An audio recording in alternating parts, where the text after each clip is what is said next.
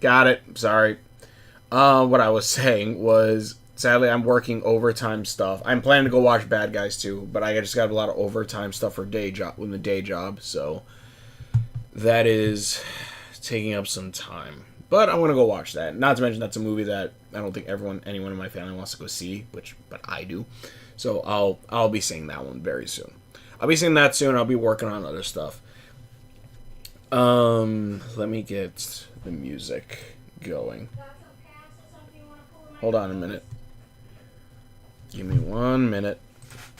Now I got it.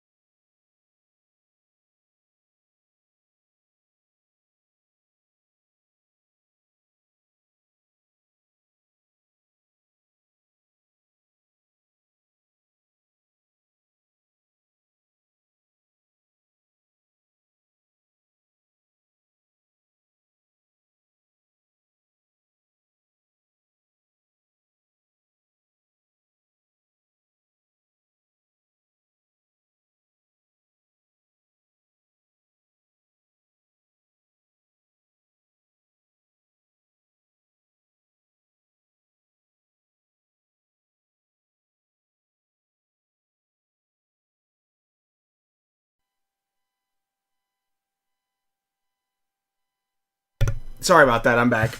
Apologize. Uh, you know what's interesting? Hold on. Let me get the music playing first. Then we'll talk about. Then we'll talk about this shit, this stuff. You know what's? Wondered if. Okay. Everything's still okay. I think everything's good. Okay. A B C D E F G H J K L M N P Q R N O. Yes, Outwolf. Songs. I really should like try to get some other music. Let's see this.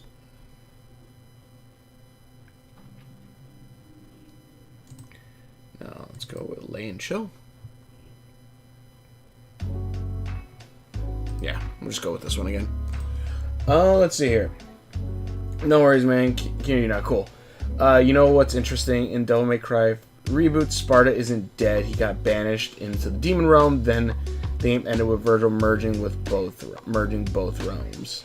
I wonder if Devil May Cry reboot sequel are planning having Sparta return to the human realm and work with Dante. I could see that, or at least see that Sparta was gonna come back to try to like save his boys. I guess try to help that relationship. I guess. What does weapons mean? Is there something up here that says weapons? WPNS means weapons. Oh, do I have... Oh yeah, right, it's up here. Yeah, that's just when I shorthand things for... When I shorthand things for, games or texting or whatever, that's for weapons. That's what I shorthanded at under. I want to try working, at least outlining some of the backgrounds for episode 6. And then from there, you know, we'll see how everything goes with like other stuff. That way I can at least get some of the backgrounds done, so that way this goes quicker. I'm already starting to do the voice acting stuff again. It's just me again, but you know. I'm working on that stuff. I did do a certain Amare's lines, so I did hers. Okay, need new words for wheel. Actually, yeah. Well, we have a lot of words, but we can add more. Let me see.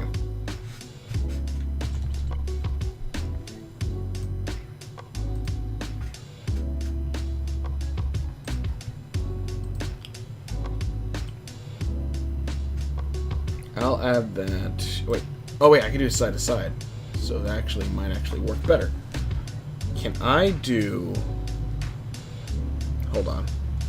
If I can do this... Nope, not that one. I kinda can? I don't like that. Okay. Let me...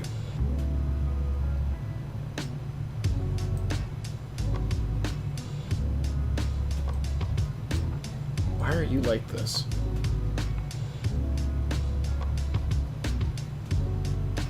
You know what, screw it. I'll leave it. I don't think there's anything specifically shown right here. So I think that should be fine.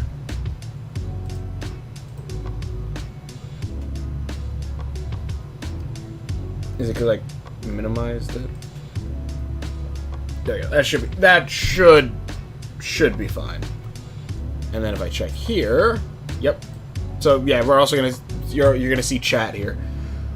Crazy fact: Ianu is getting a movie near the end of August about her parents. Also, Captain Underpants is getting a Wait, really? That's surprising.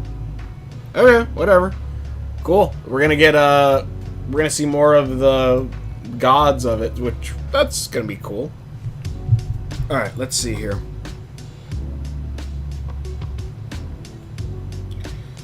Let me see. What background should we start with first? We could do the simple thing and just do the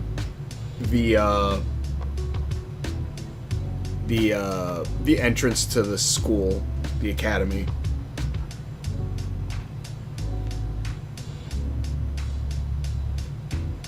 That would be an easy one, but I feel like that one would be...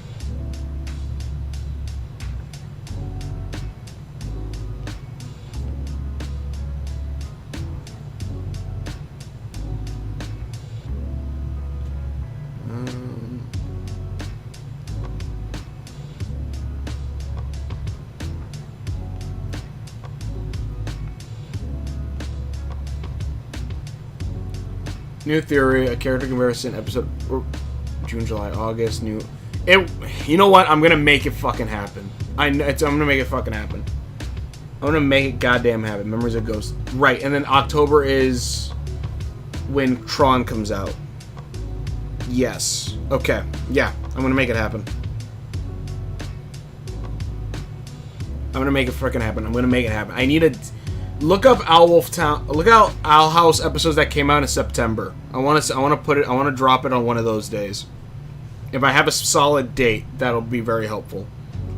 Especially if it's a big date. Like, you know, something big that happened in the show. Amare. I will not. Donner.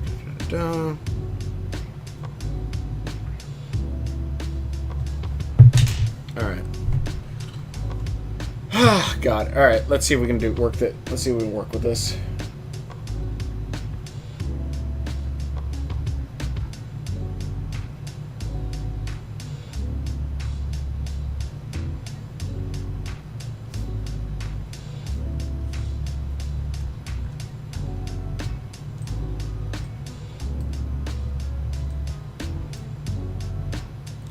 Wait, Captain Underpants is also getting a manga. That's funny. Wait, why a manga? Wait a minute. I don't. Wait a minute. Why a manga? It'd be kind of funny if it's like Harold, like same thing like the kids making comics, but like this time it's like the comic spread to Japan, kind of thing.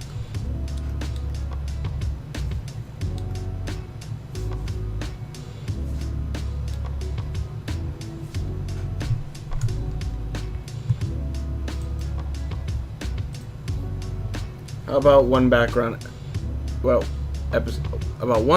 episode for Memories of Ghosts and 2 backgrounds for Owlwolf Town? How about... Wait, as in like backgrounds right here? Or background episode? Are you talking about like a mini episode? Or are you talking about like just episodes like about like the backstory of it? I'm not entirely sure what you mean by backgrounds. Or are you talking about like doing the background for the character, for the things here? Memories of Ghosts is going to be different than Owlwolf Town. That one I actually should start really doing right. It'll probably be slightly... That will probably be slightly shorter. It'll be like the introduction to the world. But...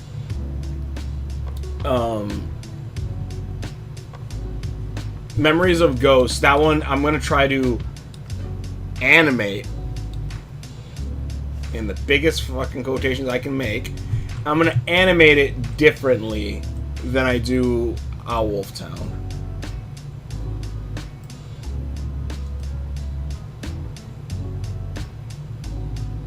That one I want it to actually be a bit more like I'm trying to think of a way of like how like a live comic, I think is kind of what they're called.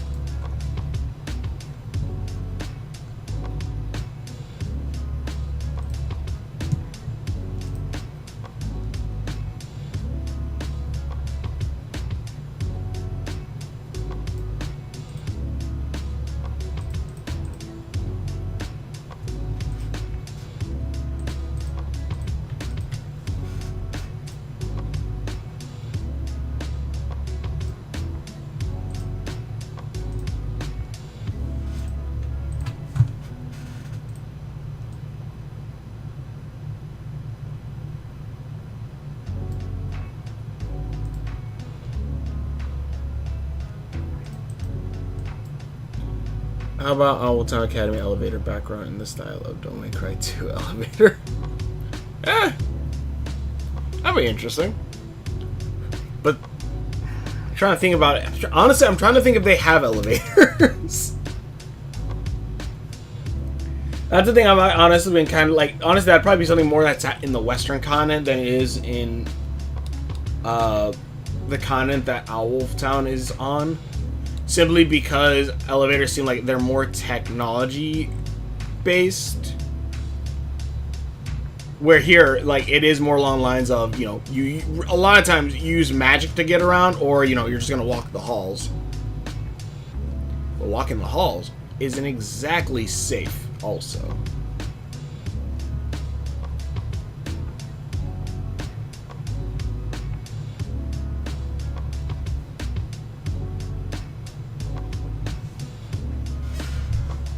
How about one background?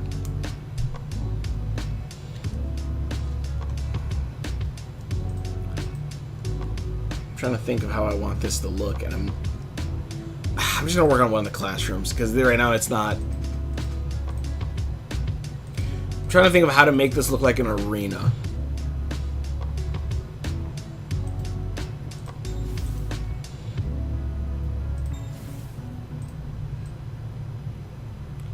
Give me a minute.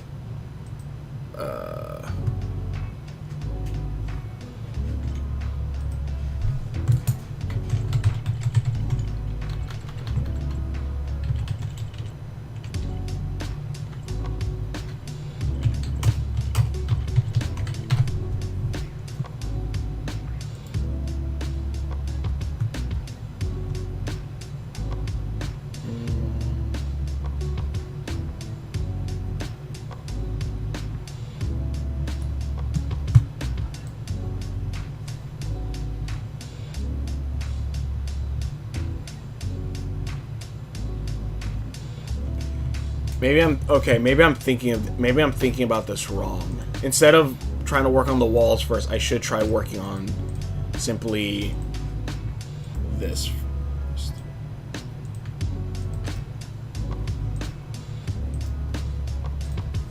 Okay, hold on. I thought Old Owl put an elevator into the academy because the staircase is insane. The staircase is insane, but a lot of time, well, one, like, oh, hold on, let me actually pull it up real quick.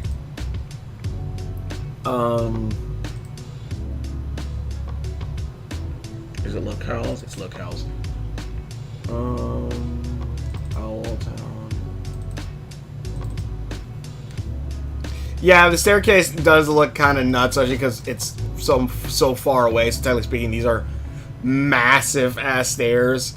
I might have to, in a sense, minimize them a slight bit, but like they are supposed to, like they are walkable. Like think like if you ever seen the Road to El Dorado when they're going up all those hundreds of thousands of stairs to get to the top. It's kind of like that. There's just a shit ton of stairs to get to the top here.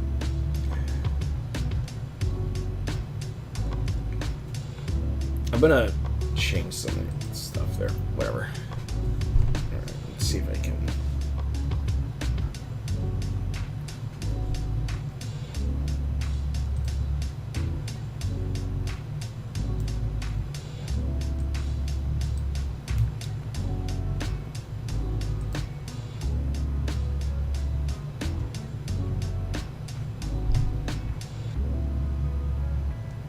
I could just do where it's half of it right now, and I could do the other half later.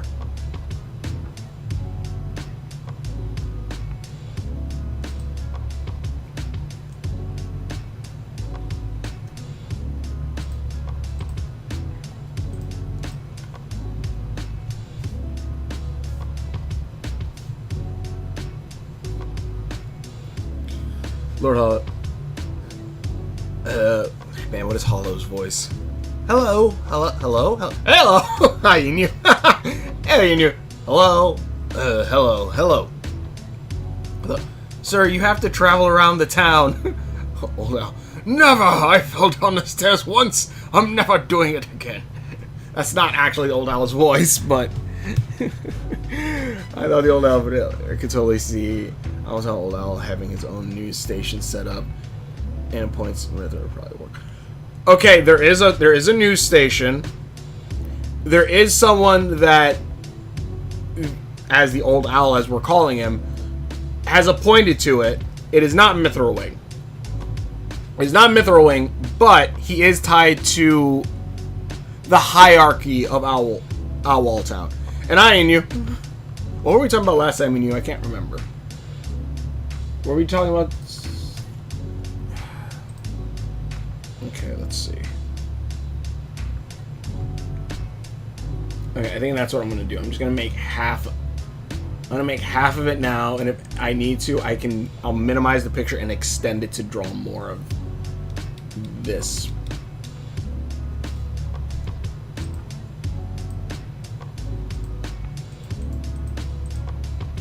I recently watched the new Superman movie made by James Gunn. It was great. It was. It is. I love that movie. That legit might be one of my new just favorite superhero movies. Just. And like, again, Fantastic Four was still a decent movie. Don't get me wrong. It was still a decent movie. But I love the hell out of Superman.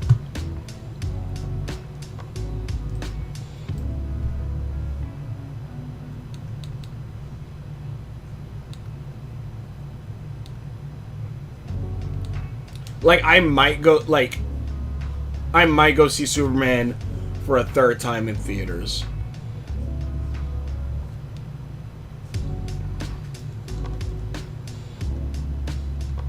That movie legit got me, like, so happy. Okay, this is supposed to be the battle class, pretty much. Like, this room. So that's why I'm trying to make it look like an arena.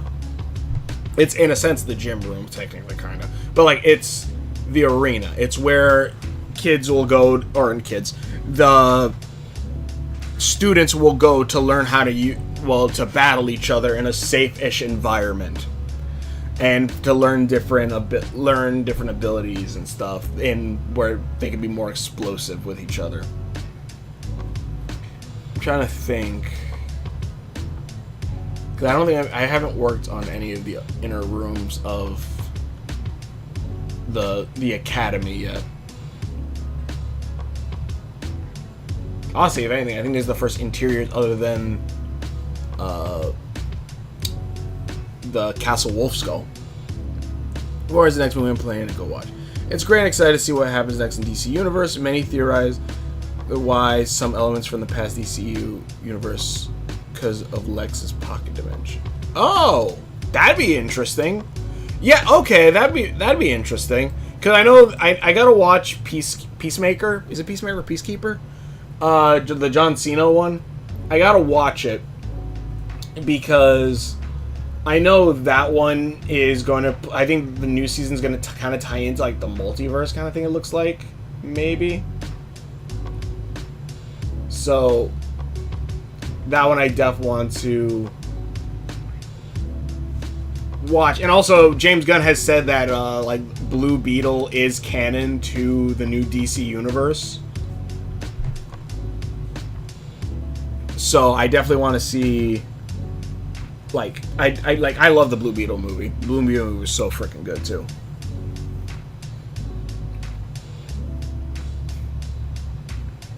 Maybe there's windows.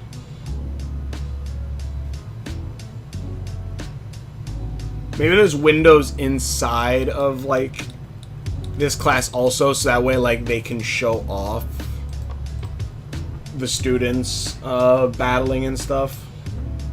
Pretty much this is kind of like, I want to say, like, the Danger Room, like the X-Men Danger Room kind of place.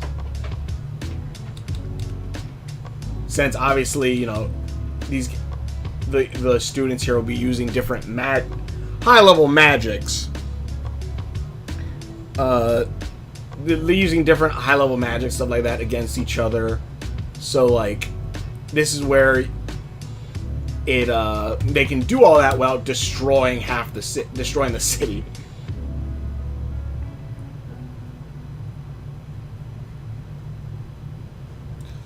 What is Owl Towns? Do you want me to tell? I can. Okay, I plan to do a superhero short for Owl Wolf Town. I plan to. Do you want me to say it in that first, or do you want me to tell you the name now?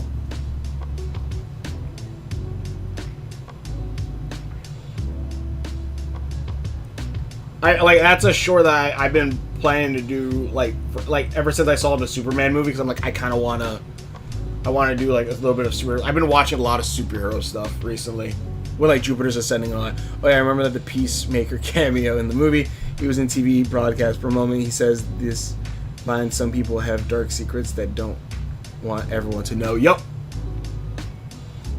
And the thing is, like, what is it? The Creature Commandos, the show, is tied to the Suicide Squad movie, which I believe which like it has Weasel, and they talk about that stuff. So like it's so like the Suicide Squad, which is from the old universe, is in this universe, and that's where Peacemaker first appeared in. So like it's still somewhat canon.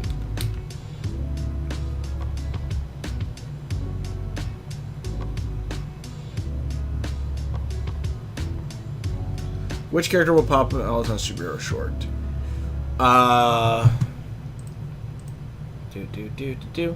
I'm planning. Do you want me to tell you? It'd be some of the heroes we've made. It would definitely be some of the heroes we've made and or shown in this, and it's gonna be a short. It's gonna be it's gonna be short. It's not gonna be long. It's gonna be like the other ones, kind of. Maybe a little bit longer. Maybe a minute. Maybe. I want to first do all my voicing for episode 6, and then I'll probably try doing that one.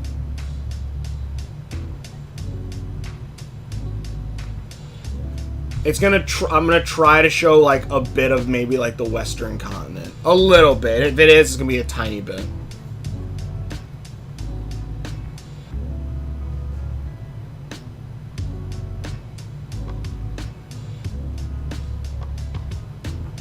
Yeah, I think there's like a bunch of Actually, anything. These are probably other classrooms too.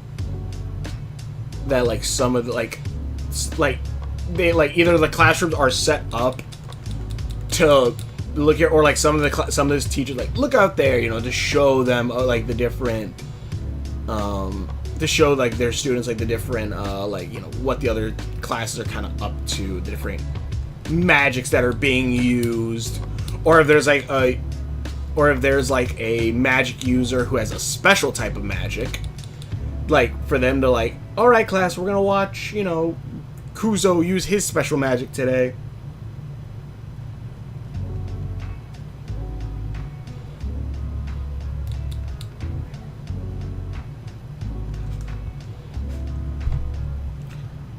All DC movie projects that James Gunn worked on are mostly canon to the new universe. Yeah.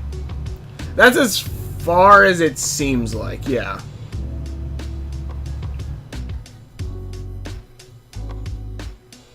Broadcast moments, dark secrets. Oh, God. Yeah, I wanna... Yeah, like, I know... So, yeah, like, we might see some of the Creature Commandos later on. I don't know. Animated shows, I always feel like are iffy if we're ever gonna get anything in like an actual movie, like a actual movie of it. Like, I'm hoping Creature Commandos is gonna be canon, but if it's not, I'm not gonna be too surprised. If only because a lot of times the animated shows get a little bit of the shaft.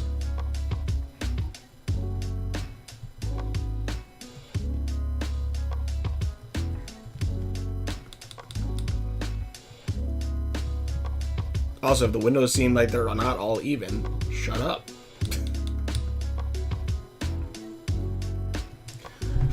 If the short is like a commercial, kind of feel like Foreshadow wouldn't probably pop up. No. It's not going to be a commercial. It'll be a scene that happens in the universe.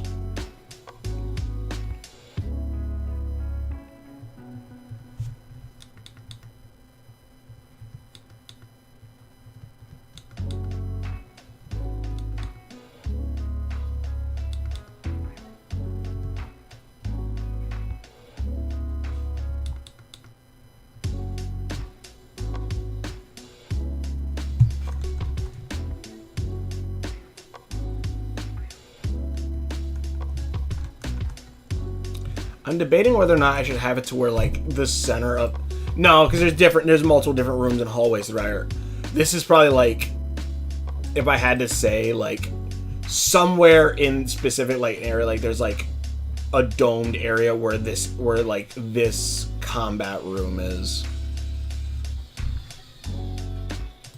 I'm not saying it's exactly that spot, but it's somewhere in there.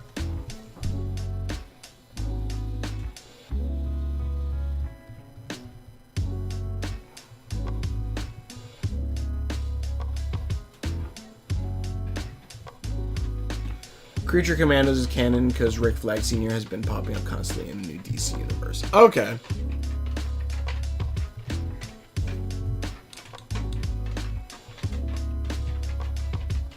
If they make him like the Nick Fury of this universe, that'd be kind of cool. Because he definitely has like a different feel than Nick Fury does. The one thing in the movie's plotline that is still weird for me is the complete message from Superman's Kryptonian parents. Is it mistranslation or the last half part? I think it is. Okay, so some theories have been floating around about it, like what it could mean, what if it is real or not. And I think like us not getting it at the very end is very much a question of how legitimate is it. I think if they actually go through it over, they're gonna find out it was tampered with, not by Lex. Someone was thinking maybe Brainiac, and I'm like, that could work because it feels very weird that we never get the message back. We never get the message back, and I find that extremely odd. Because you would think that, like, he would at least get the message back at the very end or something, but he never does. So it does feel like there's something up with that. There's something off.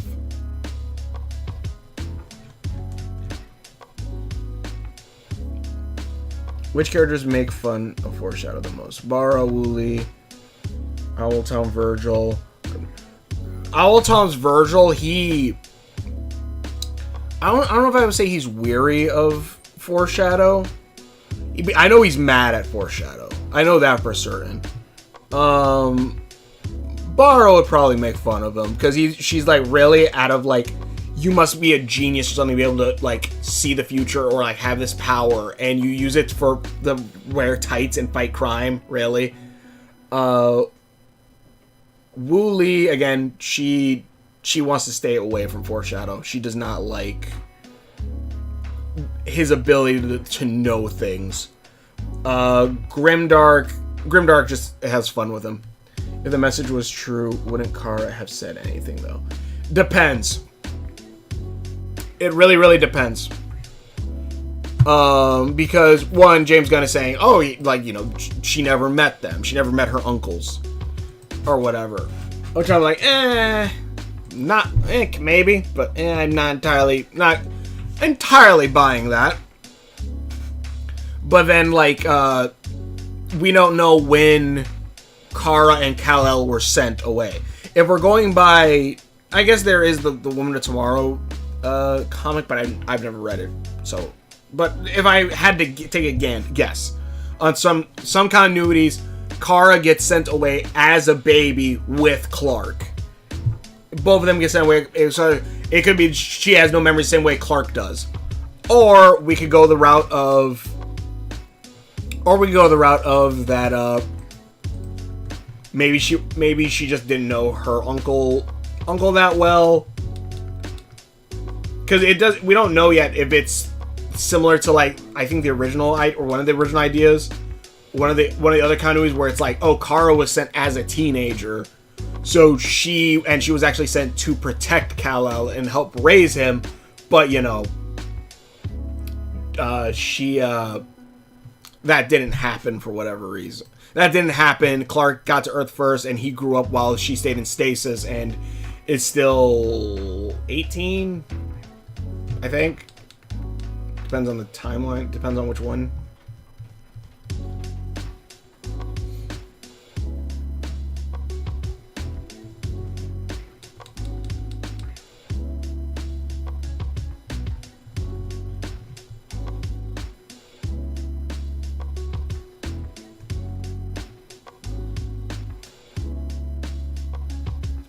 My foot is falling asleep, and it's not good.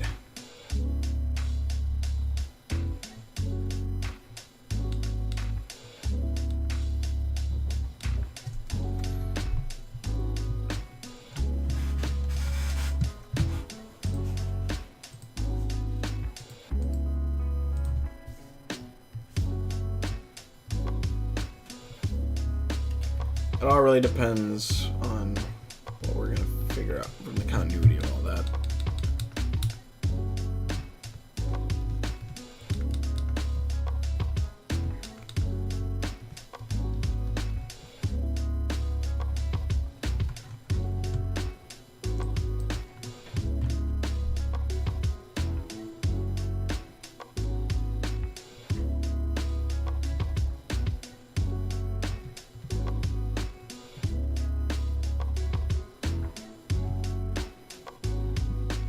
This is like the upper part where there's gonna be like a viewing area. There's like a viewing area up here. Like this is a separate, like these are separate doorways from like separate halls that lead into here. Which story is better, My Adventures with Superman or James Gunn's Superman? Did Foreshadow accidentally ruin? No, but he does. I don't know if I would say he accidentally ruined it. Actually, I don't know if I would say he accidentally ruined it or not. But he did tell him something at one point with his foresight powers that he definitely did not want to hear. And being cryptid did not help in the slightest. Hey, Seth.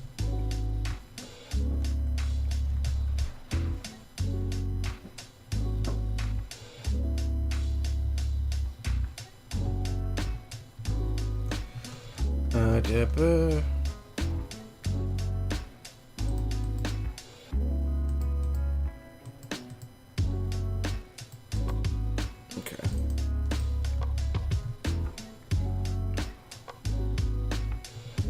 If anything, I bet some of, because the old owl, as we're calling him right now, specifically built this building with certain ideas of mine, along with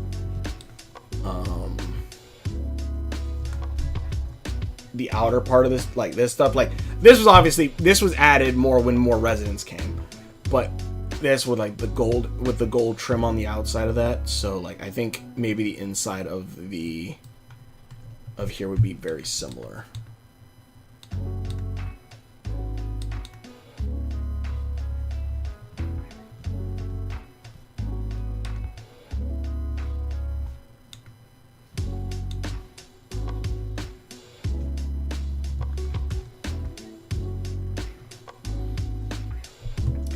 There's also Kara, aka Supergirl, after the end of the movie. Yeah, now I understand why Krypto, the Superdog, is like that. Party girl who did not properly train her dog. Yeah, but God, he's such a good dog. Well, you know. He's a good dog, but he's a bad dog, but he's a good dog. Like, he attacked when he saw Lex poking Superman. Like, he's like, oh, you're attacking him. I'm going to kill you now. Crypto, no! Crypto, bad!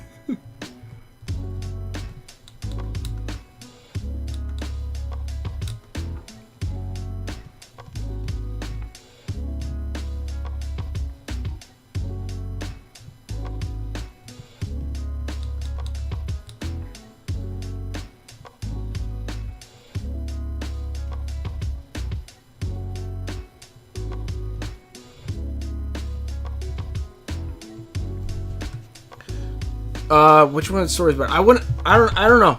I honestly would put both of them up there as both like my favorite interpretations of Superman.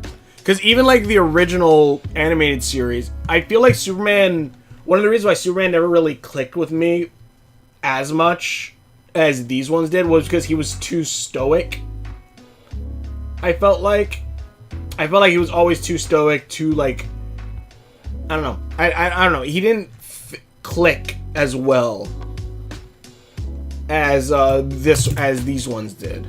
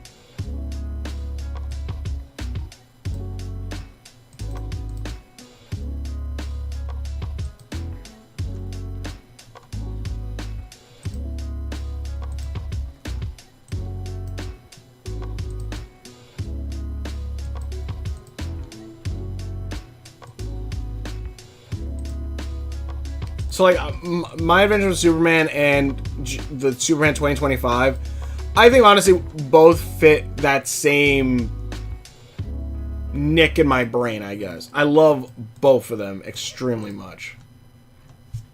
Extremely well. Like, they legit are showing, like, what, like, probably my favorite version of Superman just ever.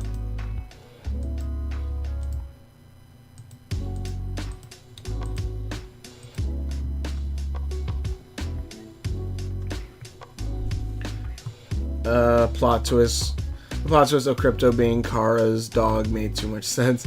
Also, Gary was voiced by Alan Tudyk, who was also Creature Commandos Phosphor. Oh shit! Grimdark. Why are you cryptic about most things? Foreshadow. Because how I deliver the message really determines what happens to the person's destiny. Grimdark. That's crazy, man.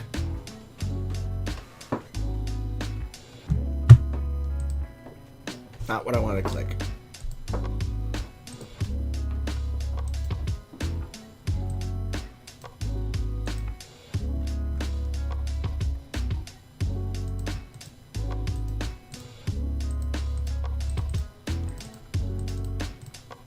Crap.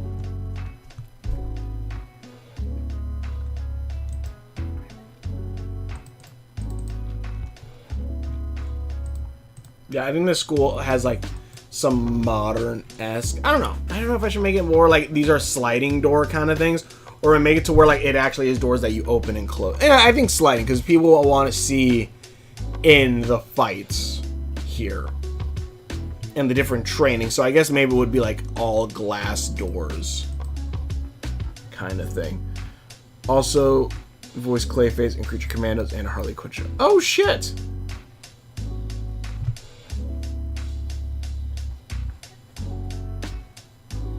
Holy shit, that's actually pretty cool though.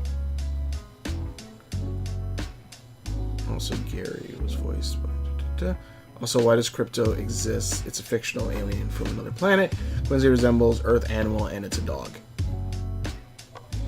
In you, I'd like. It's the same question of like, why doesn't Superman look more like Alien? It's just like It's like I don't know. Apparently, though, I was reading up on metahumans on the DC universe.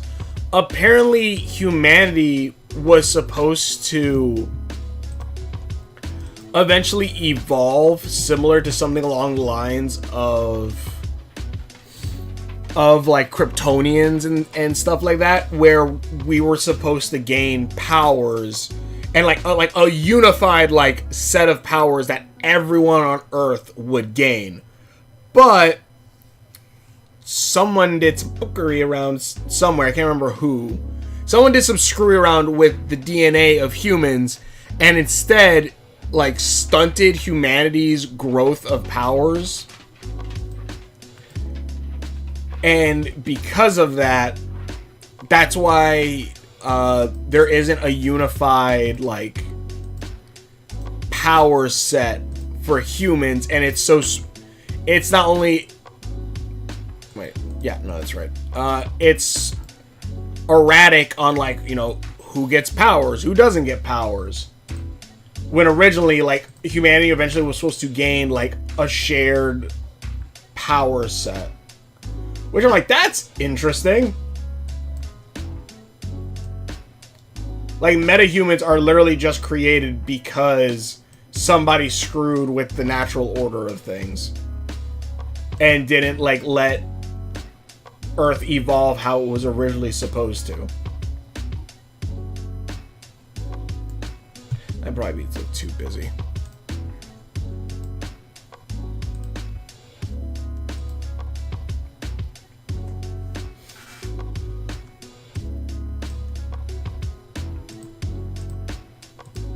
Hit the wrong button. Let's see, do I want to do that? I probably could.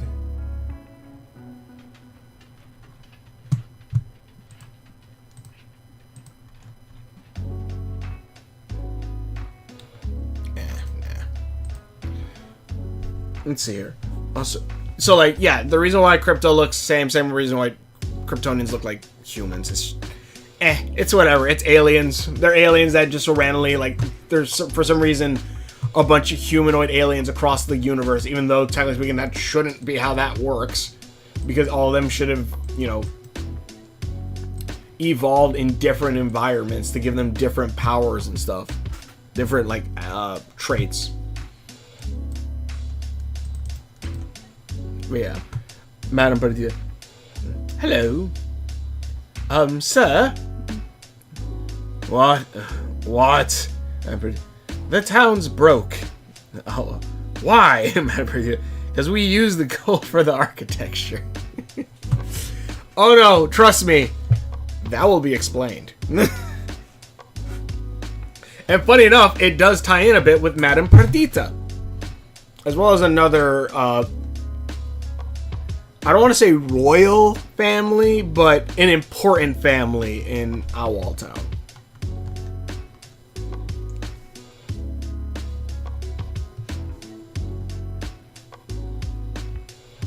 But yeah, the gold. Hold on, let me. Where is it? Here.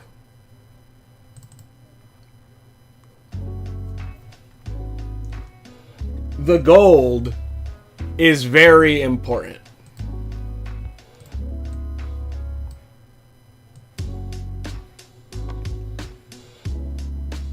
And there is a lot of it.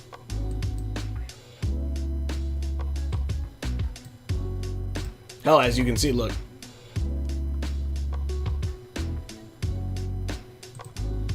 There is a lot of it.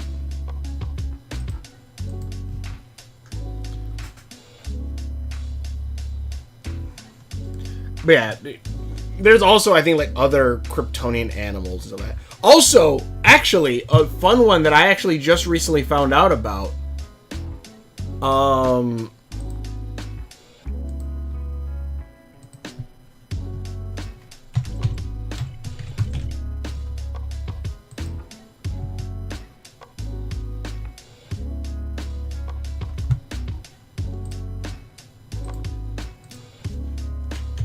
As much as you don't want, if you type in Twitter, it doesn't come up. If you type in like the twitter.com, it doesn't come up anymore. Too bad it still works on Google at a-hole. Let me see. I'm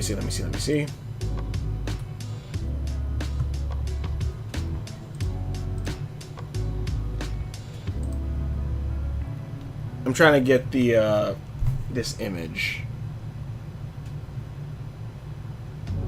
Would it be a message? It would have to be in messages, wouldn't it? Notifications. It'd be notifications.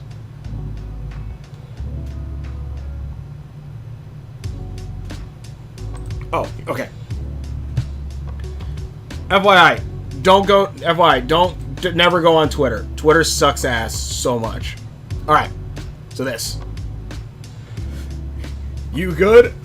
I am. Apparently, they added the Iron Giant to DC canon. And not only that, I am a herald of annihilation. This is what I have become. If my father built you, something of Krypton has survived. In a strange way, you're almost my brother. They made the Iron Giant Superman's brother. And on top of that, they made him Kryptonian.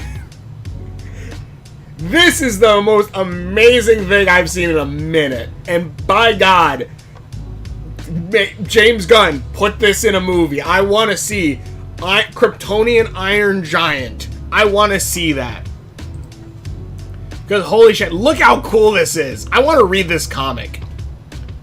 Anyways, I'm gonna take that off. But yeah, I wanna. Oh, I didn't even realize that's kind of like blocking. Like, I showed like there was an upper area over here. But yeah, Iron Giant is a Kryptonian. They made the Iron Giant a Kryptonian. He's part of the DC universe.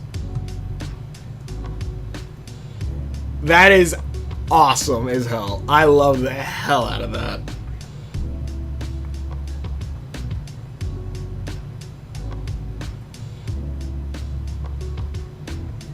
Shit, putting some lines to make it look like dirt down here. But I should probably add like scorch marks and stuff like along the walls.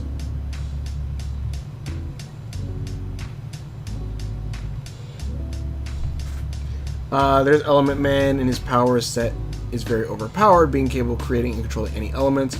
He poisons Superman with kryptonite, then he heals him with a miniature sun. Yep! Which is funny enough, watching it, I didn't know how they were gonna do the sun thing when I first saw it. My mom immediately knew, like, oh yeah! Like, if he can create any elements, he should be able to create a sun. I'm like, how did you figure that out immediately?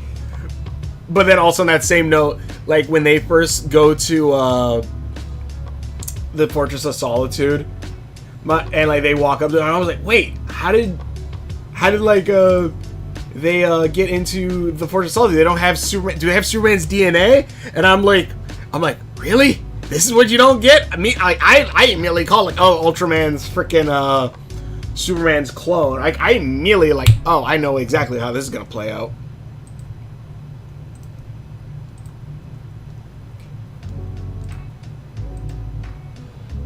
That was one plot line. I was like, oh, okay. I got that one.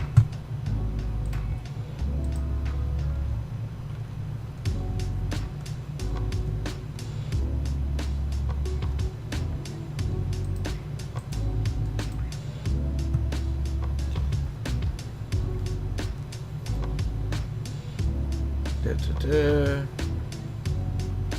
But yeah, Iron Giant is officially canon and Superman's brother in DC Universe. And I love the hell out of that. That is so freaking cool. Like, obviously they call him something else, but like, he's the Iron Giant. Like, that is 100% the Iron Giant. They even have like the mark on his head, the same spot that the Iron Giant does. So the Iron Giant is canon to DC, and that's so it's interesting how the new DC Universe doesn't seem to have any kryptonite, like it's gone from Earth. Oh yeah, in the new in the DC in the anime in the show, or I mean the movie, yeah. Which probably makes sense. Like, why are you gonna keep that kryptonite around? And like, I'm sure they're gonna find some eventually, but yeah, like I'm okay with that. I think that's interesting that like they're going that route, because it's like, okay, so we're not gonna just get the same thing of, oh, there's, you know, Lex has kryptonite and he hits him with kryptonite. It's like, no, we're actually gonna see a little bit, like he's gonna have to think more outside the box of that, like he did with using Element Man. Because I was like, oh, okay, that's interesting that there's no kryptonite.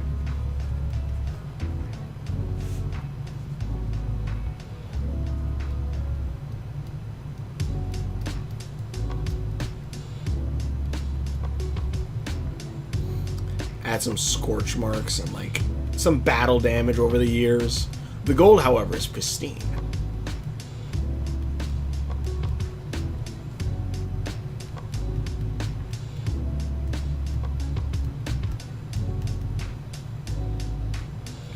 I don't think. I'm trying to think, because I'm trying to think like if this is enough. Well, it's supposed to be an arena. It's supposed to be somewhat simple. The other classrooms that we see will be a lot more personalized, depending on like who's teaching. But it is like a communal area.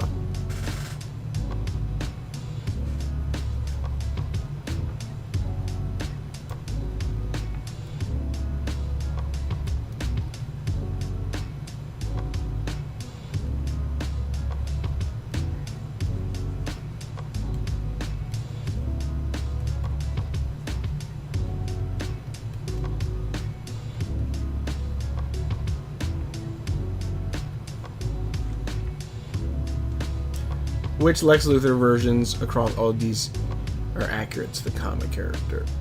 Which Lex Luthor versions across all of DC Comics media are accurate? Probably animated series and I would say the new one. Like, I would definitely say the new one. The new one is definitely way more. The Snyder one, I think is probably least accurate. But the Snyderverse was just kind of nuts to begin with.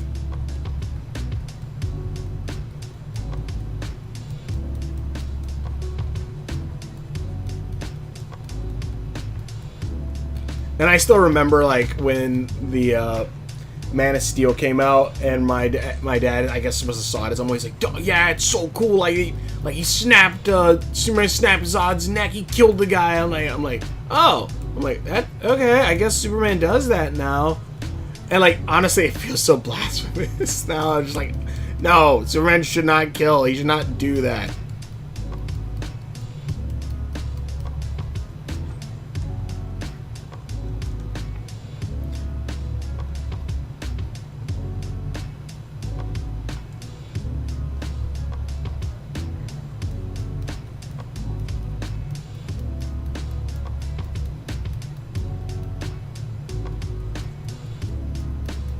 Trying to make it really look like it's like, you know, scuffed up.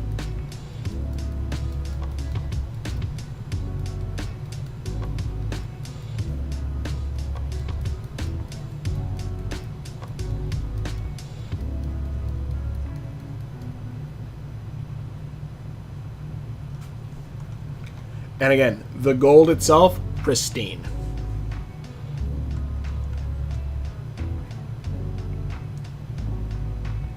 And then as, like, there's different battles or whatever that I do have in this setting, like, assuming, because I'll probably do, like, the close-up, like, black and white fighting things for, like, certain bits, like, it's not like we'll see it here, but, like, it's certain bits whenever I need to, like, do a zoom out of a scene, I might have, like, you know, different stuff, like the, you know, like an ice, oh, that's not what I wanted, like an ice wall, like here or something, you know, see the fire around here, stuff like that.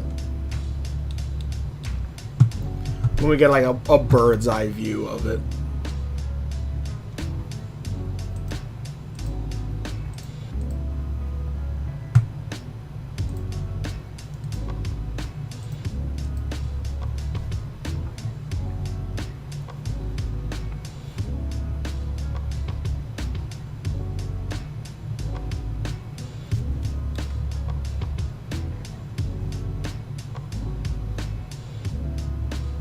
Just to show it's shiny.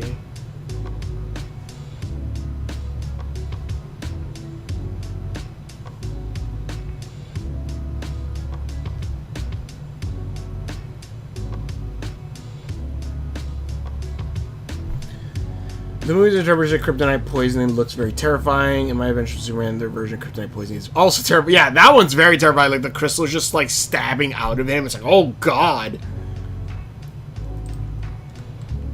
And that's the thing, too, that I never really realized. That, like, pretty much what kryptonite is doing to Superman, it's not only depowering, which is usually what it's, you know, it does. It's radiation poisoning. It's killing him with radiation that's burning him. So, like, yeah, like, I'm like, okay, that actually makes a lot of sense why that would hurt a lot.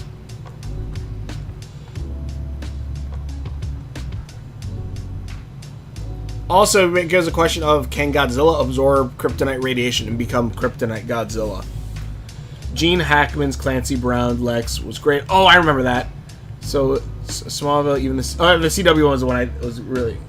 The CW one was... I haven't seen all of it yet, but I've seen a little bit of it. He's pretty great. Show, great too. Every time the Last Sun song, always think about Smallville's Dr. Fate. Seeing where he walks... Where he talks about Clark's future. James Gunn's Lex did a phenomenal job at being smart and petty. Oh, 100%. He was like... He's probably one of the most pettiest Lexes, I think. At least on camera, and like it's astounding.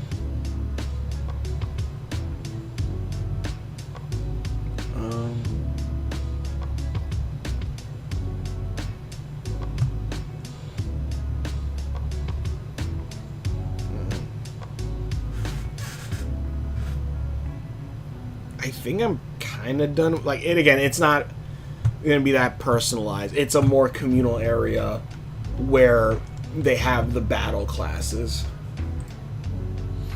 So we're probably going to see this place like a few times, and like maybe like it'll change where like it might change where like they'll have like, oh, okay, like, you know, we're going to have, you know, a water scenario, and so, you know, they add like the water, make this into like water area, stuff like that. And like I'll probably add more to the other end. Should I work on one of the other classes? This is gonna be like one of the bigger classes. Should I work on one of the other classrooms next, or should I spin the wheel?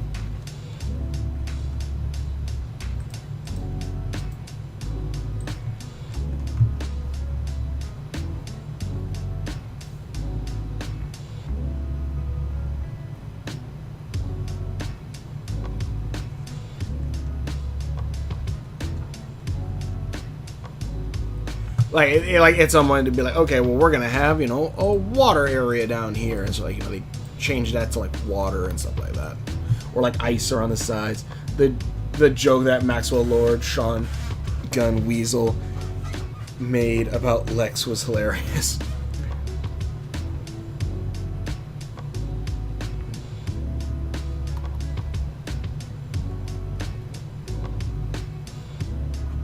Let's see here, Clark's. I gotta rewatch Smallville. It's been a minute, but also that's like pretty much the basis for like the CW's like shows, I think. Which I like, in a sense, like I understand some things and why some people kind of get a little miffed, like, oh, it's a low budget thing, so like whatever. But also, same notes. I love stuff like I kind of did like stuff like, oh, you know, we have Darkseid, but he like, you know, we can't have him as Darkseid all the time, so he possesses the body of this guy, or you know, they have Doom and he possesses the body of Starkiller, not Doom, Doomsday. This is the body of Starkiller. I'm like, I kind of love that, like, you know, they take a human shape, kind of thing. Let's see here. Owl Town. New folder.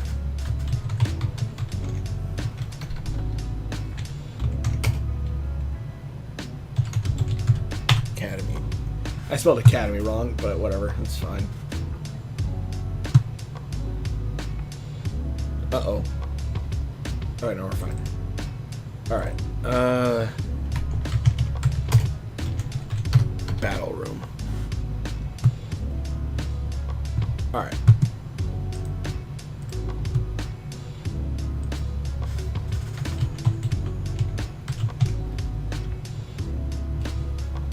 Wait a minute, how do I spell Academy? It's A-C-A-D-E-M-Y, isn't it? Academy. Yeah, I got it right.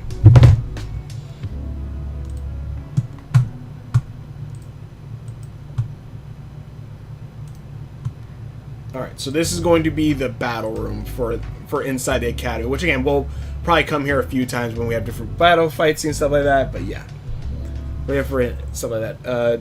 Maxwell Lord showed me about Lex. What was the joke, actually? I actually want to see. I can't remember exactly. Remember that there's some DC storyline where Lex Luthor gets cancer. Yup, because of radiation poisoning. Kryptonite, he always carries around with him. To Superman, it happens immediately. Yeah, exactly. Like, he just held on to this radioactive rock, and he just happened to get cancer. It's like, no shit! What, you were holding that shit for, like, how long? You didn't think it was gonna hurt you in some way? It's really, honestly, when I heard about that, though, it was kind of a shock. I'm like, oh shit! I'm like, then also, I'm like, yeah, that makes sense, you idiot. Alright, should I spin the wheel, or should I try drawing another room? This one will be more personalized, to a very specific teacher.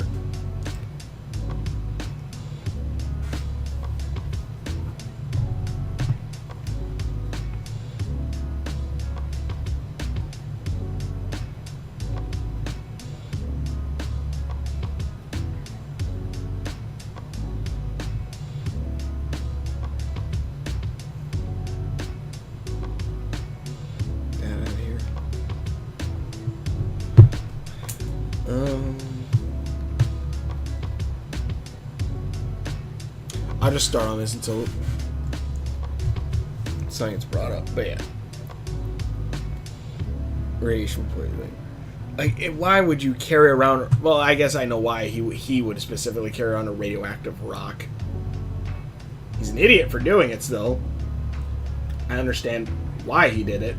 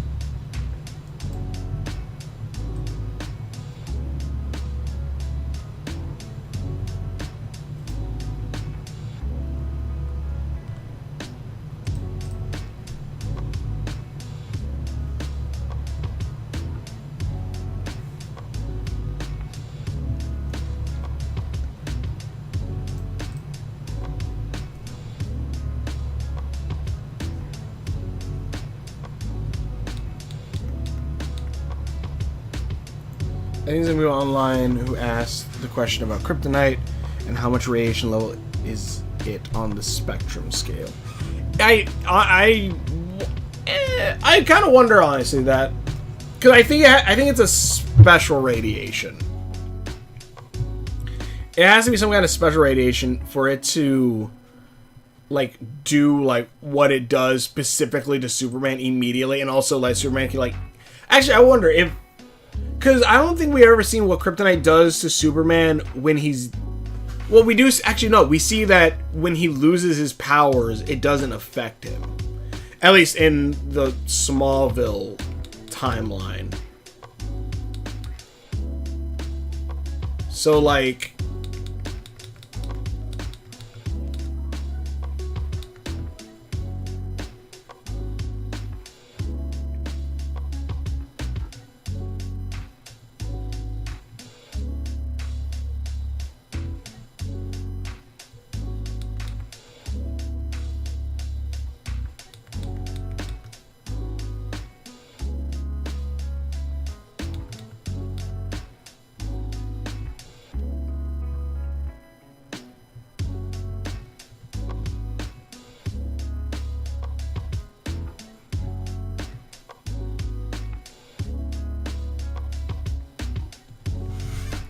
Honestly, Lex's whole ideology is that people rely on Superman.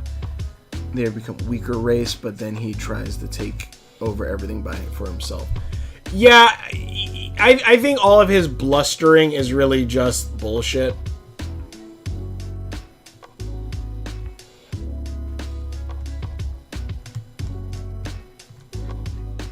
I think like when he says like if he's doing anything for the human race, it's like he's not like he really isn't. He's literally just doing it for himself so he himself could take over. I don't think Lex is ever like someone who's actually like in the right. The only time he's ever in the right is when he like decides that he has to help Superman or something. That's probably it. Even in All-Star Superman, it's mentioned Lex could done great things to help humanity if he wasn't obsessed with destroying Superman. Which DC villain is more I kind of Joker Lex?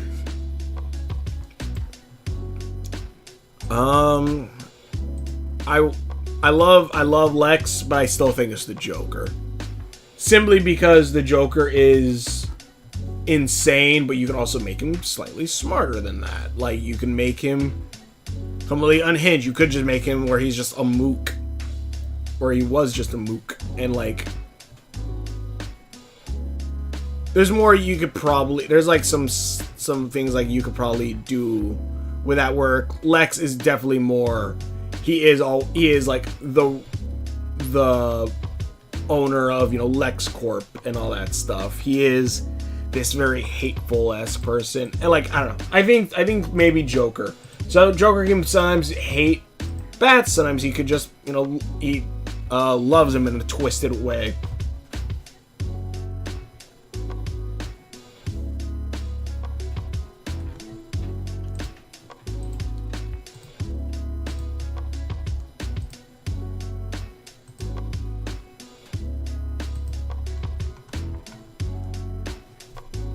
Should I make it? I should make the background like a little bit bigger so I can encapsulate like the entire room.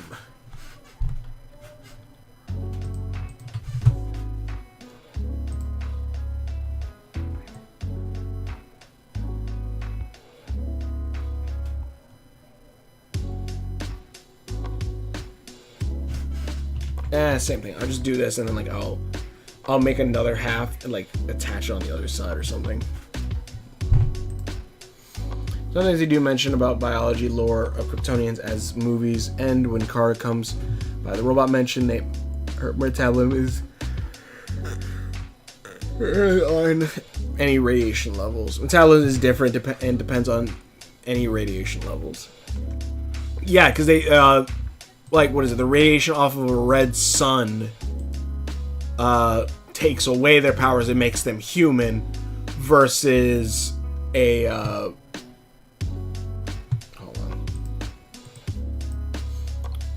versus someone with under a what is it? Yellow sun obviously gives them stronger powers, and I don't know what happens if he's under a blue or white sun. I'm not sure if they ever brought up what happened. It wouldn't surprise me if they have. I'd imagine if he goes under a blue sun, he would just be straight, just like ridiculously stronger. Any Kryptonian would.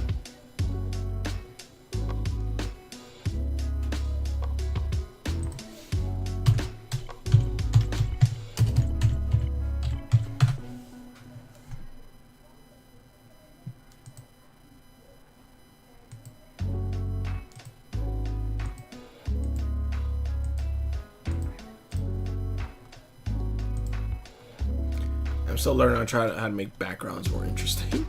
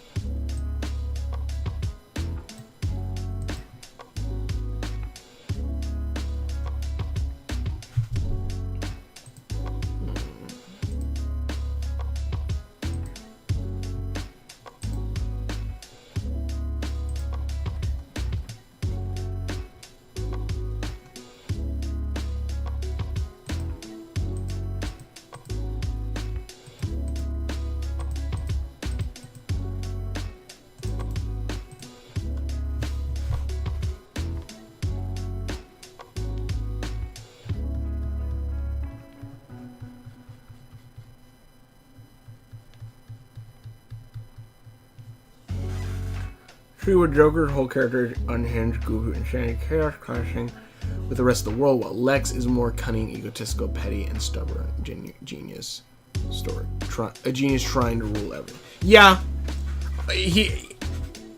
But I'm well, like, what is it? But you say like which one is more iconic? I feel like Joker, you can obviously do that, and you can have many different interpretations while still keeping to that core theme. Where you look at Snyder's, I guess you could look at Snyder's Joker and it doesn't, it still works, I guess. But I'd say that you look at Snyder's Lex and like, is that Lex Luthor? Like, he has similar traits like you brought up, but he doesn't necessarily read as Lex all that much. Where like in Gotham, you have like two different Jokers that both read as Joker and both are very different from each other. So I would say like Joker is slightly more iconic. Simply because like you could interpret him in different ways and it still is the Joker. It still is, you know, the character. Where you can make a few egotistical, like if you make Lex slightly more heroic, you kind of have Bruce Wayne.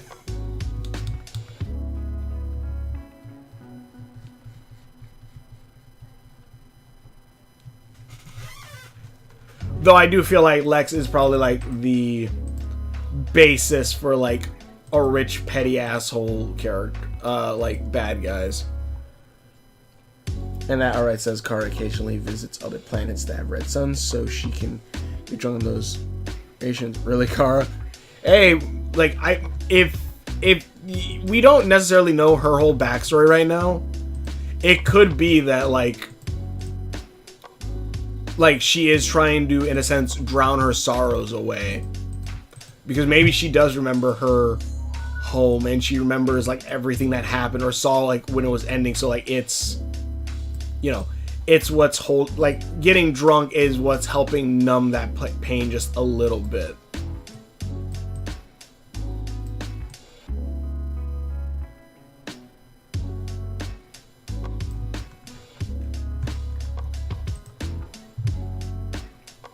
I think Supergirl movie, Woman in Toronto Stories, Riddle visits Red Suns because she saw and survived Krypton. Yeah, exactly.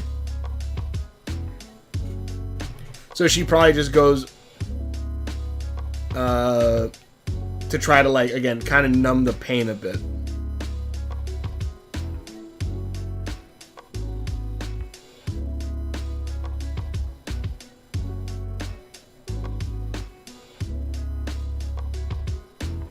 Hold on a minute.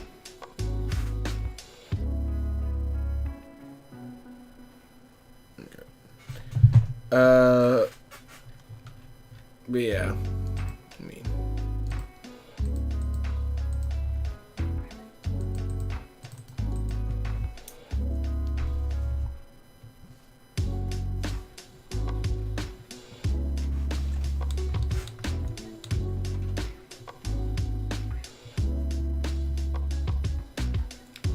She could have like a regular office chair, but she chooses these four-legged ones. That way she can lean back on them.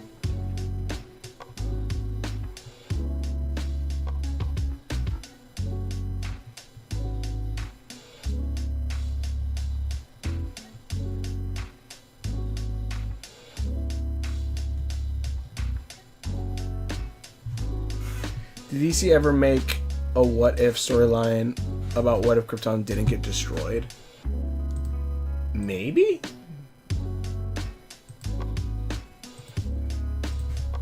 Let me look that up. Is there an Elseworld story where Krypton was not destroyed? For the man who has everything.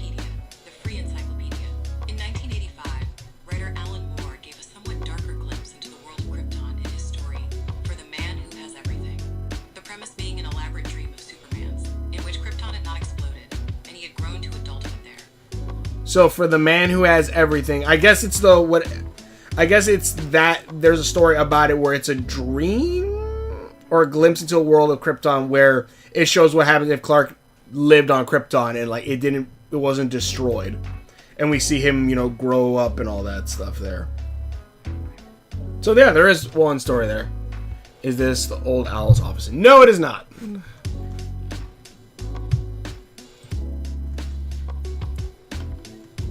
He does not teach necessarily. He'll pop up every so often, but he will not teach.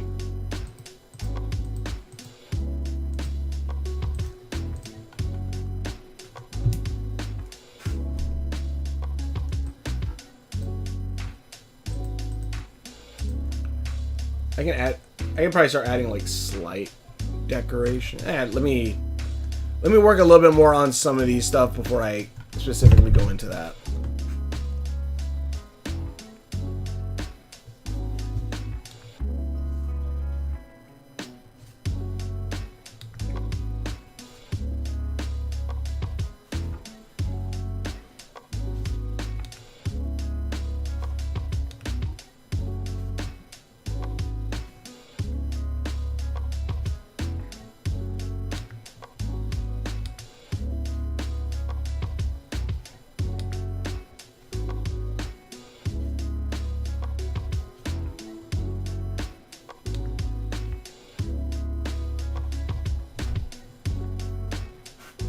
It wasn't out of the office. Oh, ratty lawn chair in the office. God damn it.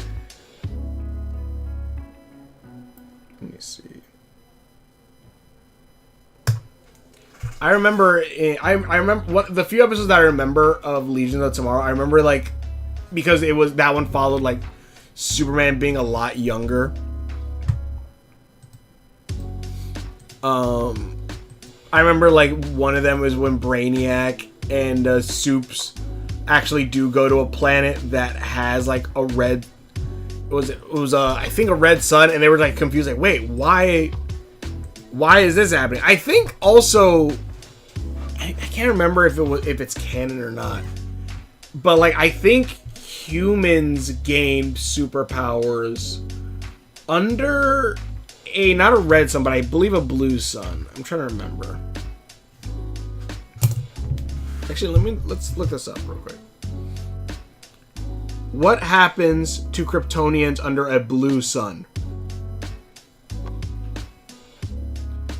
Under a blue sun, Kryptonians like Superman experience a significant power boost, becoming even stronger than they are under a yellow sun. Oh, okay.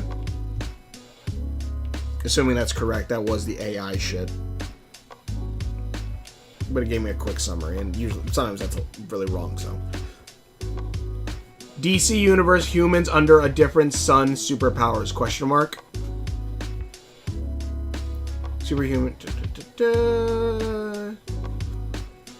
Is smaller than their own sun. They're still talking about Kryptonians.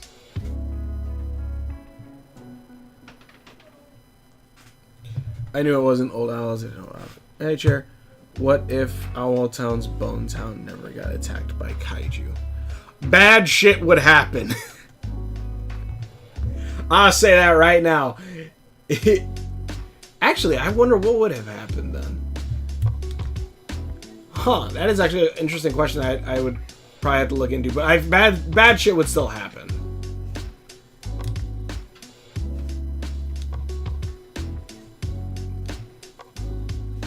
Like, Bonetown has set, let's say, like, the attack on Bonetown has set things into motion that would probably not have happened otherwise, and could have led to some very bad outcomes. This might be too many boards. The thing is, I'm not going to color them all in.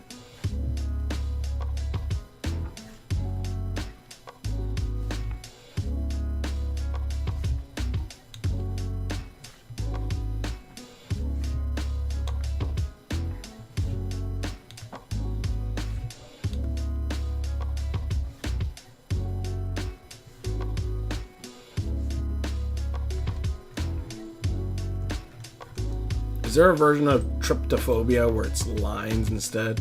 Because I feel like I'm going to cause it.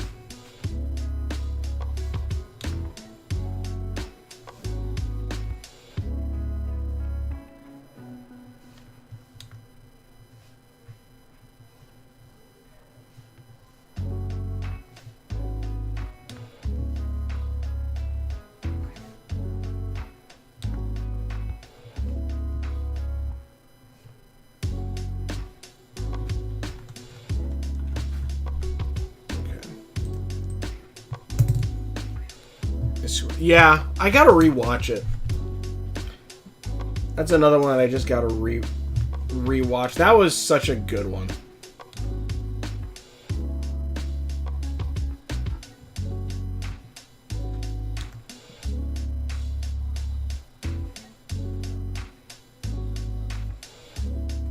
I remember Timberwolf was like one of my favorites. They had there was a recent superhero DC animated show or movie that had, it was a Supergirl movie that they went to she went to like the Legion, and like it was kind of like it's like a Superhero Academy but in the future. But like that one, I didn't like the design for Brainiac 5. Brainiac 5 was one of my favorite characters in that show. Like, legitimately, he was one of my favorite. I don't know why, like, the extending arms and all that stuff. Maybe also because of green, because green was my favorite, one of my favorite colors back then. I remember Beast Boy was one of my favorites in Teen Titans. He was one of my favorites. Raven was my favorite.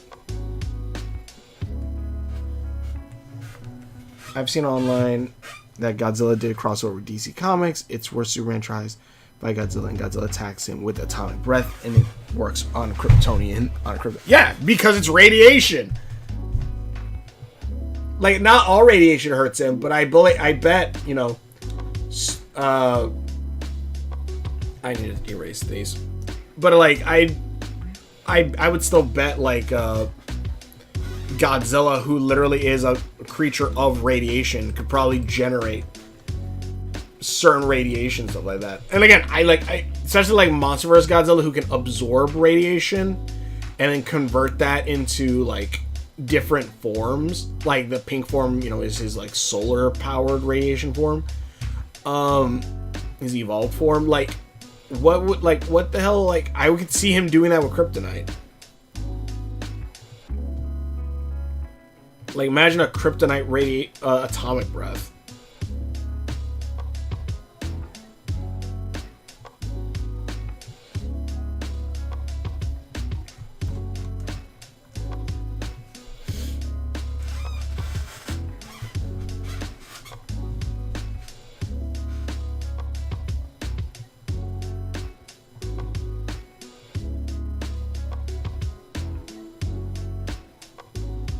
It don't need to look exactly.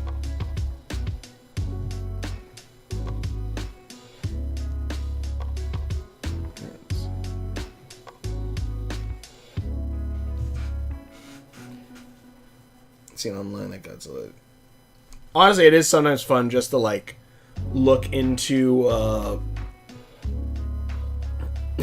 like the comics lore and all that stuff, because I ain't gonna lie to you, I ain't gonna read all the comics of thing like that. Honestly, like the Ultimate Universe, like I'm getting bits and pieces of snippets of like what's happening in it. It's very interesting. The new Ultimate Universe for Marvel, but I ain't gonna read any of the comics coming out monthly until like the trade comes out, which, you know, call it blasphemous or whatever. I would rather wait till the trade comes out and I could read the entire story versus reading like, you know, a 20-page comic and then like it doesn't, like it leaves you off at a cliffhanger and then I gotta wait for another month for it to come out.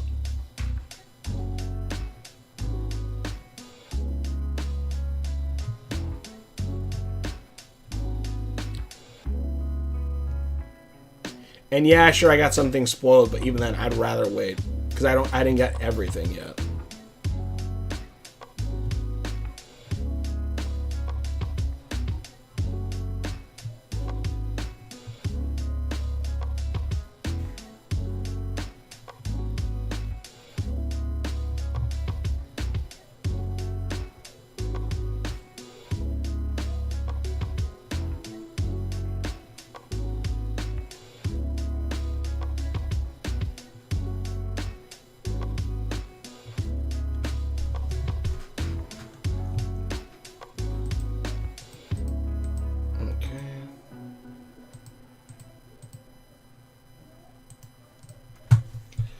I think I need orange.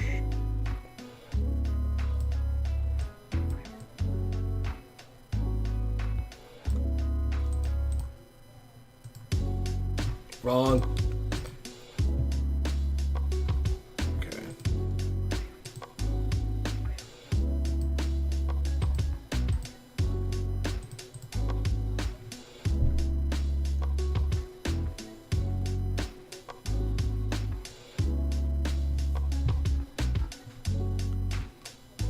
But yeah, like the atomic breath.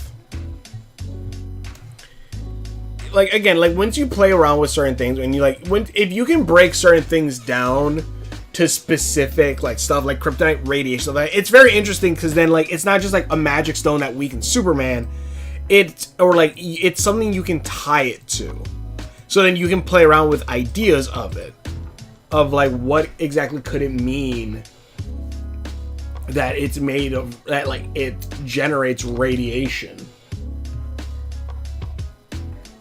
Could there be well, I guess technically speaking, Doomsday is that. I was like, could there be like a Kryptonian-esque Hulk? And I think that's technically Doomsday. I'm not entirely sure. I know sometimes Doomsday is a weapon created by Krypton, and then in other times he's not.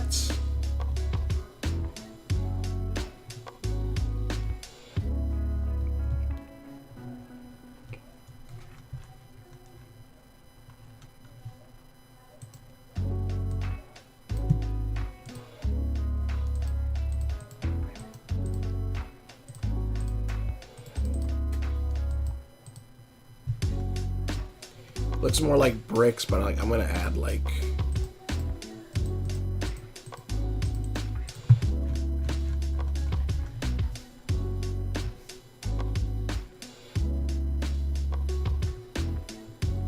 stuff like this.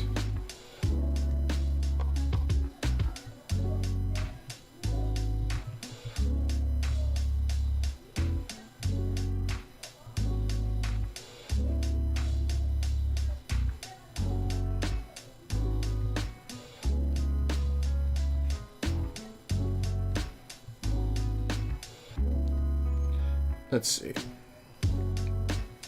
I want to play DC Online again. Like I like for one Christmas, like I didn't have much to do and I was at my dad's house most of the time. And like he had the PS3 and I'm like, I want to play a game, and like I don't have any of my games. And like this game is free, why not? And I played it like to the, like that was like probably one of the only online games where like I beat the main story of the online game. Like I beat all the way to the end, and like I guess then like it's like the DLCs or whatever. But like I beat it to the very end, like oh shit. And like after that, it's like no, you can unlock the super secret, awesome armors and stuff like that. It's like oh okay, but Like that, I remember that was super cool. And the cool thing is like the different costume pieces you can get for your costume, which is like, you know, act as armor. You could still like say, oh no, but I still want to keep the look of these. Like it's pretty much like glamours, or like when they allow you to keep like the specific look of things. Like they still let you to keep it. I was like, oh shit, like, that's freaking cool. And like I was able to keep like my own like things.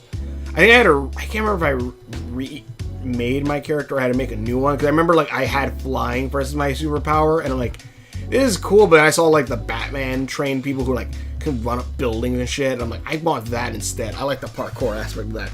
After many years of DC comic lore I've gone through, it seems like there's now a rigid canon definition of Krypton. Most of them today. Kinda.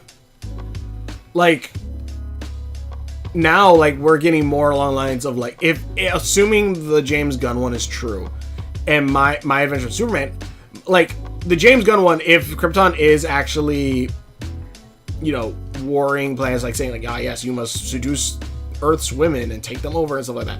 Like, okay, that's new, but if you get something along the lines of My Adventure with Superman, which I really like I like how they in that one, like even though like sometimes I'm like I don't really like when they tie. Okay, just so I don't sound exactly like a hypocrite. Ben 10. I love the hell out of the original series before they went to Alien Force, and there's all a tie back to Superman. But like the thing is like that the Ben 10 universe is expansive in the original series. Like there's magic, there's mutants, there's all these things, and it felt really big. There's magical, mystical, like Aztec temples with like secret supernatural weapons and all that stuff. It's really cool. And then you have Alien Force, which goes, nah, all of it's aliens. There's no magic. There's no, you know, whatever. There's none of that. And I'm like, really? That's stupid that you're going to do that. Or you're going to try to do that. Eventually they retconned it later. I think maybe that's, like, so I understand, like, some people, like, kind of got mad at My Adventure Superman a little bit, because it's like, well, they're because in that one, they tie everyone's powers to Kryptonians in some way, like to the Kryptonian tech, which one makes sense. The main story is focusing on Superman, and also this is its own continuity. It's its own canon. And also I love like the expansion of Kryptonian technology, because we don't necessarily get that much in, I think, base Superman stories. A lot of the times it's just, oh, it's crystals that Superman has in his Fortress of Solitude, and that's kind of it. Or maybe like the Phantom Projector, which looks nothing like any other Kryptonian tech. But I liked how they tie everything to Kryptonians in that sense. Same thing with something like the Amazing Spider-Man movies. Again, it has similar thing where like everyone's kind of tied to Oscorp in some fashion. But yeah, like the canon definition of like Krypton and stuff like that. Like, I think now they're playing around with it a little bit more, making them, you know, a warring Saiyan-like race in some cases, or you know, other than being benevolent. And I think that's so like I don't think necessarily it's all stuck to being just a single thing right now, at least.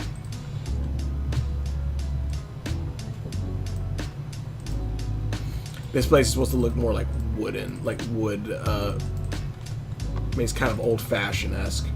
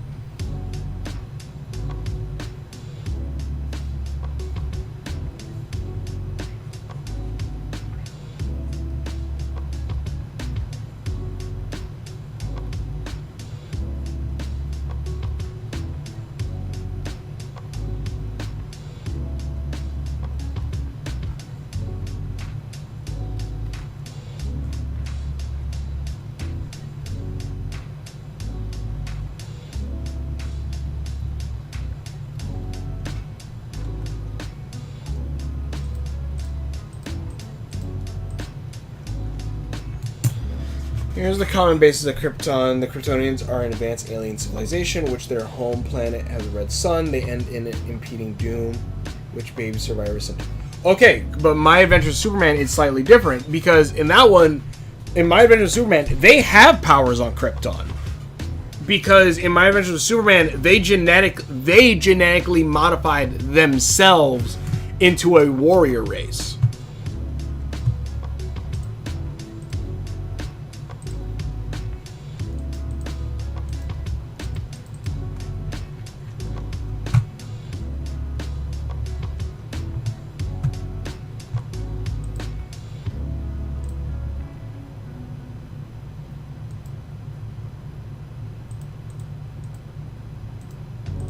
It's funny how, like, without this, it just looks like a mess. Probably still does, but you know.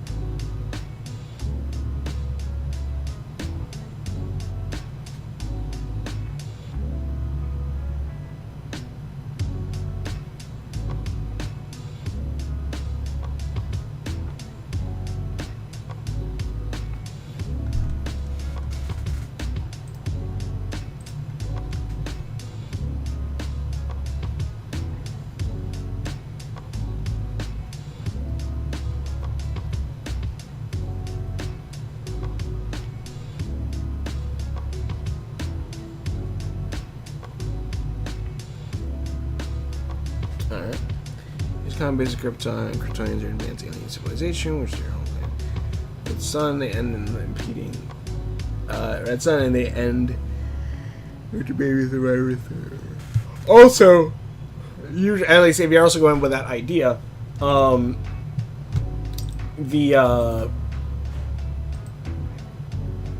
it depends on the version, but like, you know, they usually like what ends their planet is their own hubris in some sense.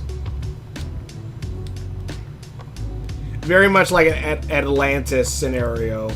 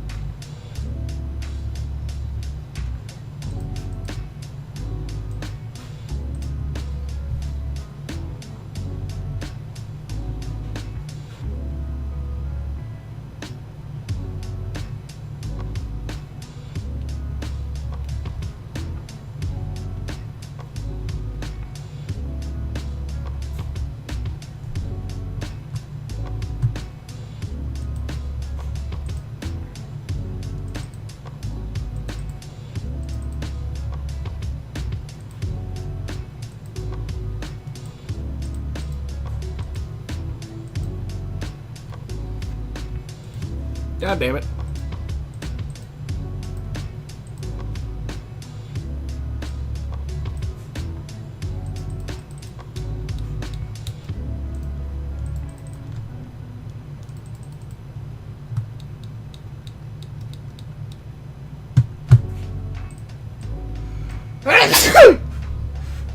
Thank you.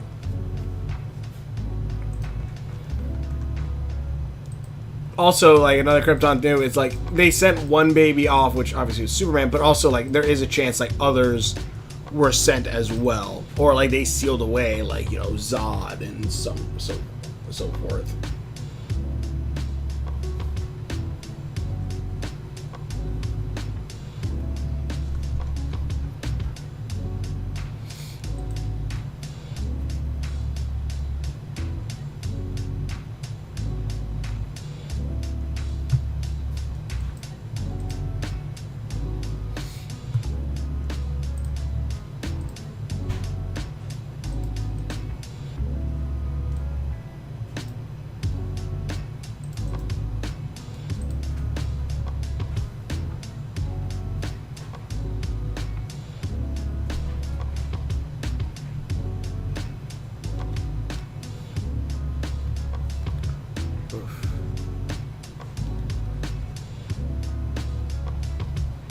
I don't know how long I'll make this stream go along for. My brain, I'm a little tired. But who knows? We'll see.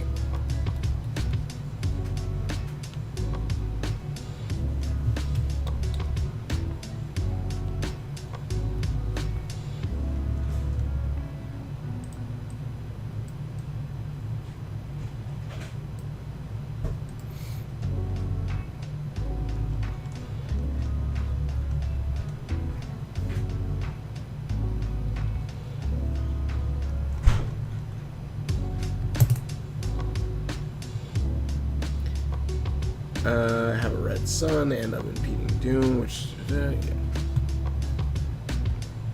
I actually want to know too, because it does seem like also in My Adventures with Superman, they're hinting that Clark, there's something more about him that's different. Like that he's like he seems to be able to adapt like almost immediately to things.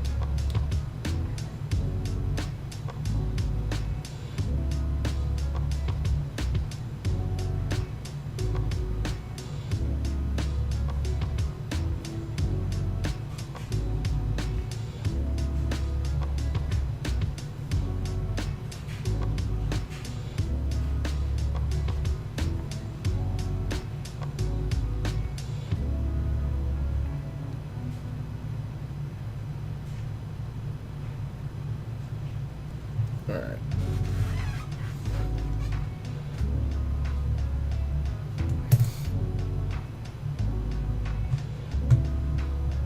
I should probably put like a chalkboard behind it.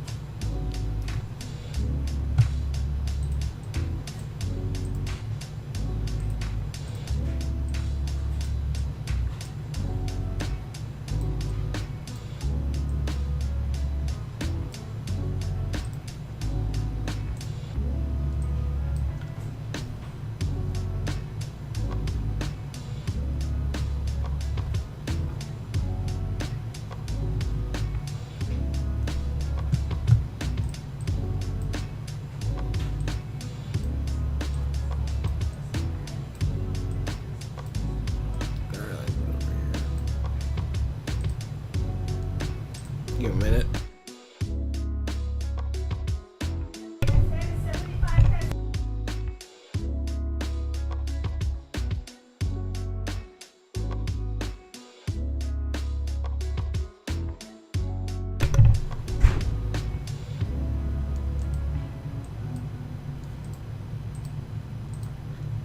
Okay.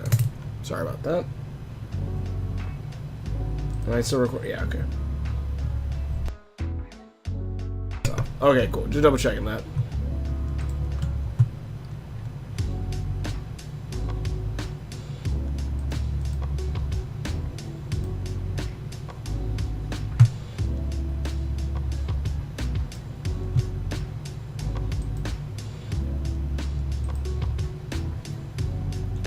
Actually, Brandon, let me hang the shit. Let me hang the hat over here. Yes.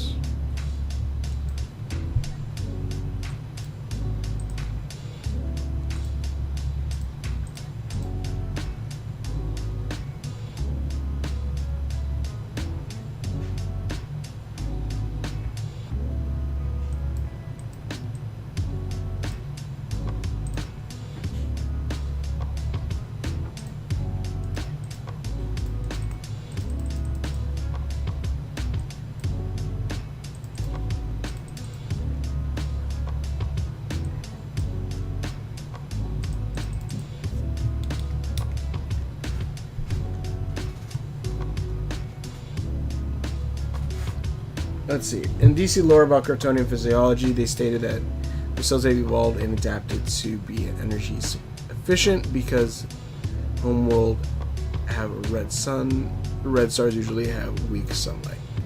Okay, so then, like, pretty much it's kind of like when you train somewhere where there's low air, and then you go somewhere where there's a lot of air. For us, like, you can, because if you train low air, you're used to using, your body becomes more efficient with, like, less oxygen.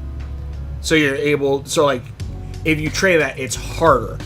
But then if you go, like, down from, like, a mountain or whatever where there's low air, and you come to where there's a lot of air, because you're so efficient on air, like, whatever you could run under those, like, low air things, you can run, like, I think, like 2-3 times faster or whatnot because of it. Or if, like, let's say we're here on Earth under heavy gravity, and we go to the moon, we're like super powered for, like, how, like, massively stronger we are because of it. John Carter is a fun movie that kind of plays around with that idea a bit. Though that's Mars.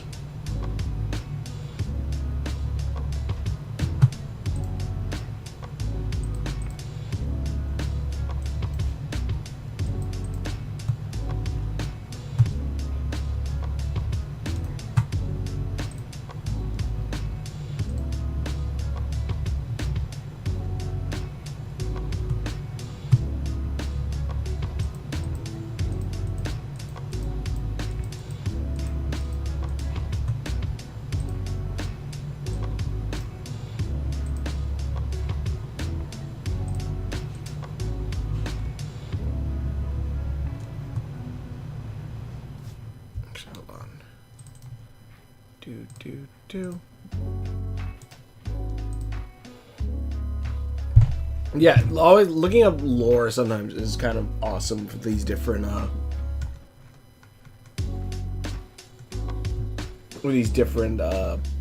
like, stuff for DC and Marvel and stuff. Especially when you know, like, you're not gonna read all the comics. I think I was gonna say that earlier and I just completely blanked on it, but yeah.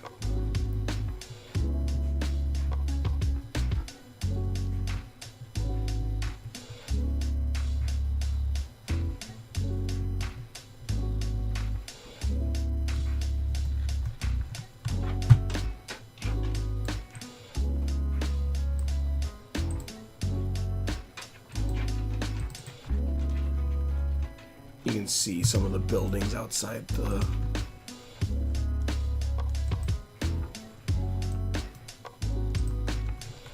outside, because it's inside this massive-ass skyscraper. Though this one specifically means that it would be somewhere high up in one of these higher ones, probably.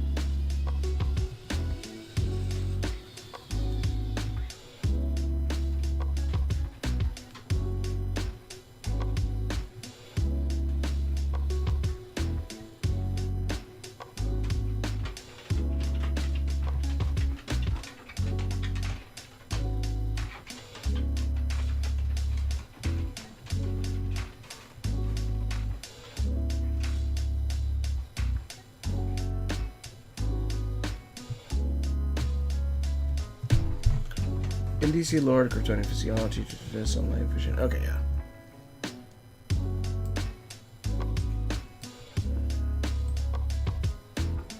Okay.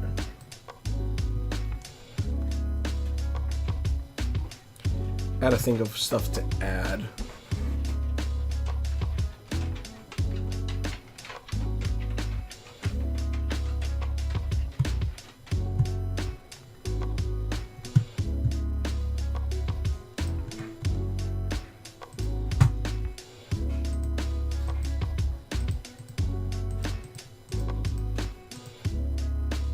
That's like pretty cool.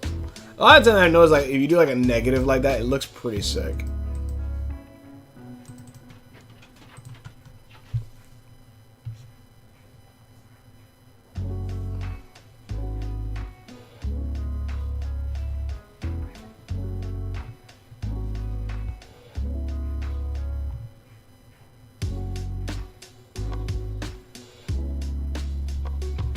Also, I do like the high school I used to. One of the high school I used to go to. The first one when I did freshman year was in a high rise in Chicago. Freaking, I loved the view. Loved the hell out of the view. Hated the school. Loved the view.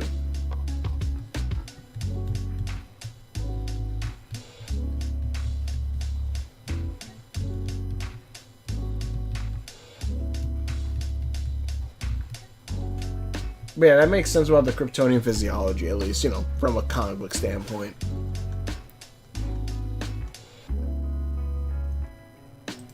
I'm sure there's some scientists that are just like, that doesn't make any fucking sense. That's bullshit. It's, you know, it's a comic book. Still. I would like to think that, like, different realities could have different rules. Even then, like, you think about it, like, because for us, we know, like, we believe that the speed of light is, you know, unreachable, supposedly, but, you know, it's like infinite power, but also it's like, well, but it exists, so shouldn't it then mean technically it is possible to beat it? If it exists, that, like, it is a possibility to exist? So, like, I don't know. I'm gonna add, like, you know, seats for, like, the students, but...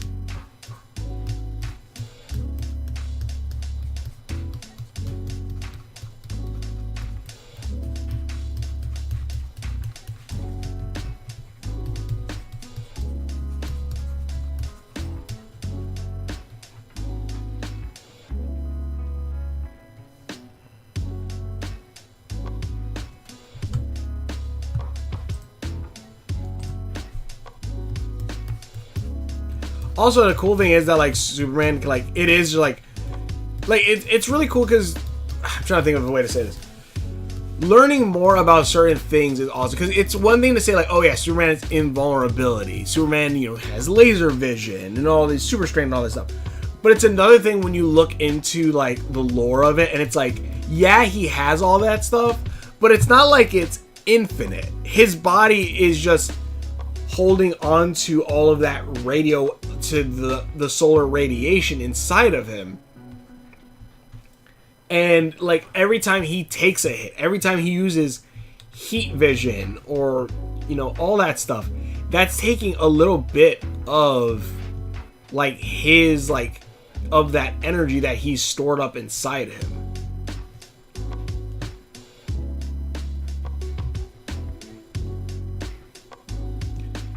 Like, it's taking up a little bit of that range, so it's not like it's like an infinite thing. Like, yeah, he has all these powers, but there is a finite amount, technically speaking, if he doesn't have sunlight for it. And even then, Superman has abilities like, I think it's the solar burst or something like that, where he could just release all of that solar energy into a massive attack. Mind you, it'll leave him weak and, like, actually, like, human, but it is still a possibility.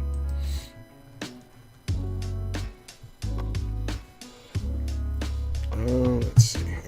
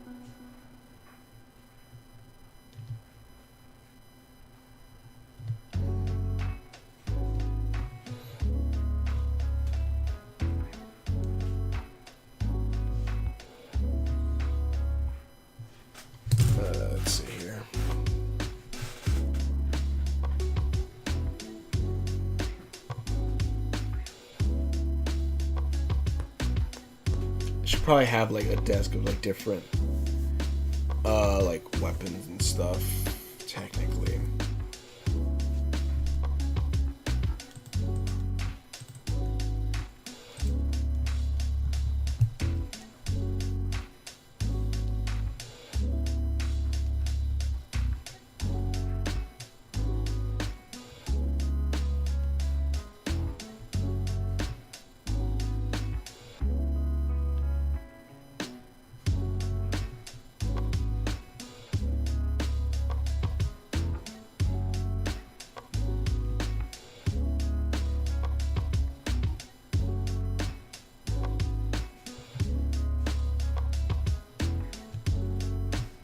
Okay.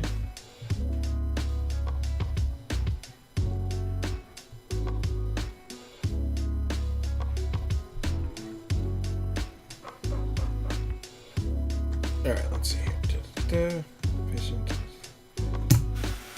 Okay. It's not the prettiest thing. I'm trying to think of how to make it more... Because obviously you have a little bit of this stuff here. I have ideas for other ones too. Maybe if I didn't give it the giant-ass window.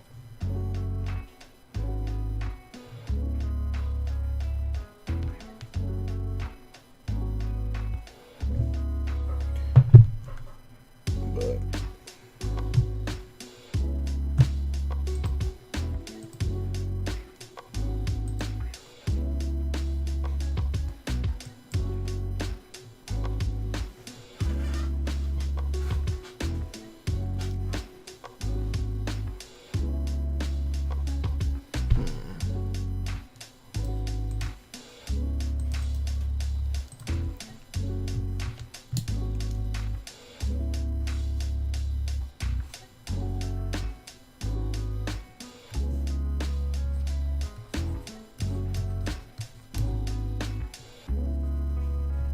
I mean, it's kind of supposed to look like there's a window supposed to be there.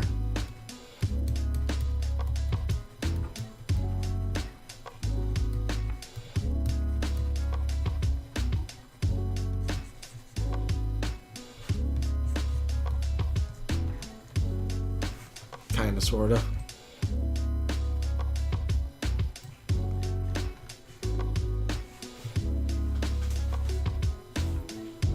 Let's see here. Live.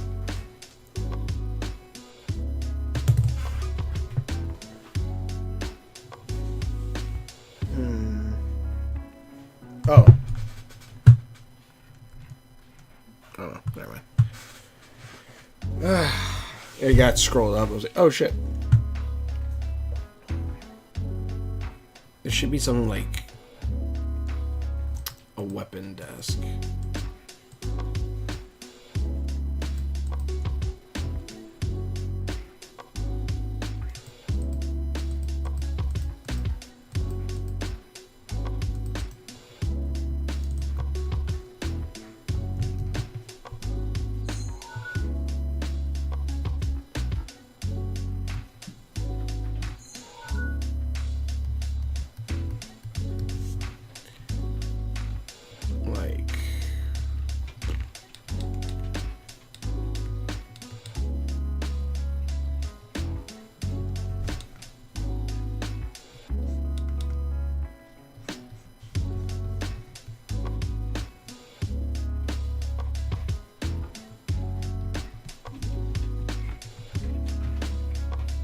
God, what is my footages?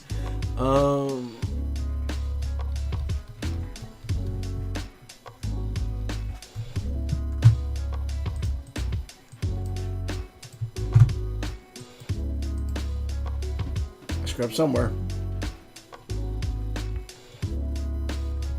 Oh, there it is.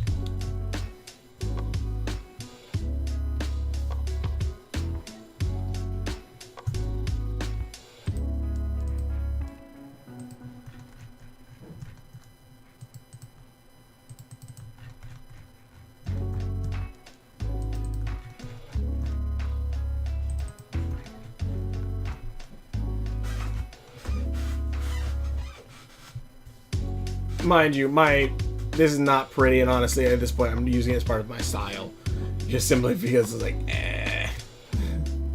Like, I could make it perfect line using like the thing where you just like pull the line in between, and like I could make it perfectly, but I don't know. It feels like you lose a little bit of that, especially like even sometimes when like you clean up artwork. Sometimes like you lose a little bit of like, I feel like the personality through. But you know, what do I know?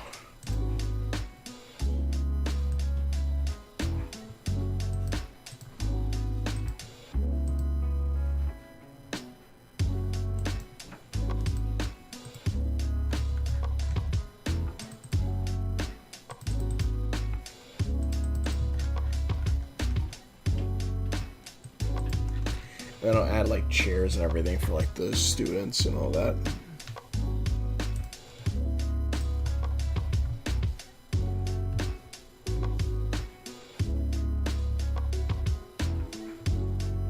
Sorry if like drawing backgrounds isn't exciting. I guess it's me drawing a monster.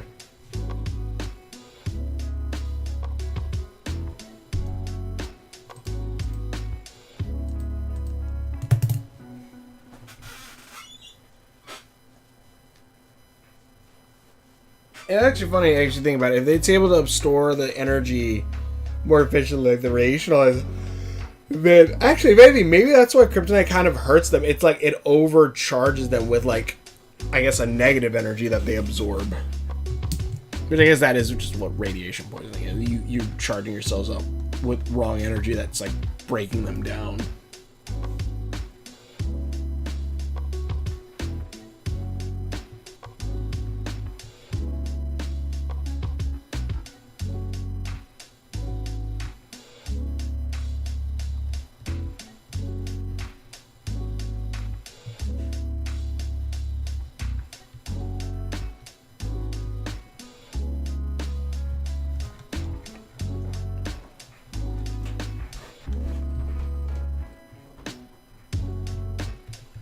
Like all the different quote-unquote supplies in here.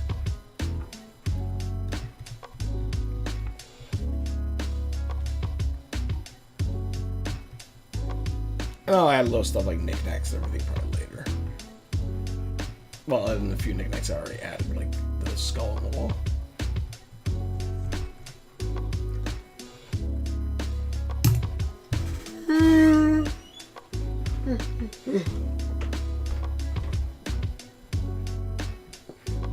Oh. Alright.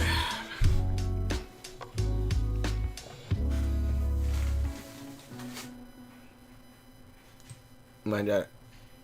Alright, but I should get some water. That's not a bad looking classroom. I probably add a little bit more, but like I think it kind of also does hint a bit on like whose classroom this probably is.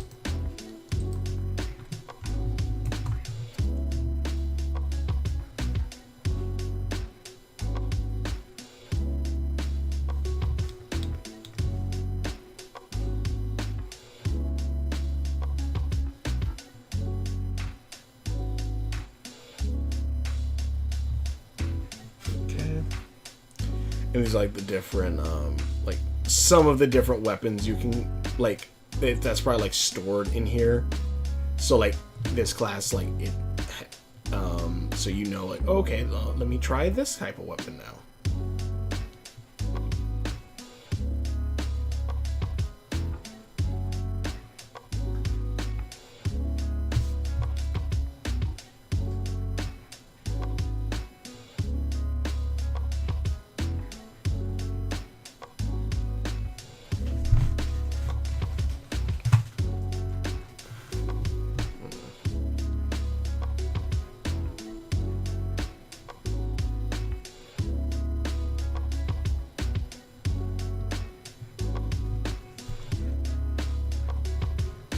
Guns. What's another one that would be good? Axes.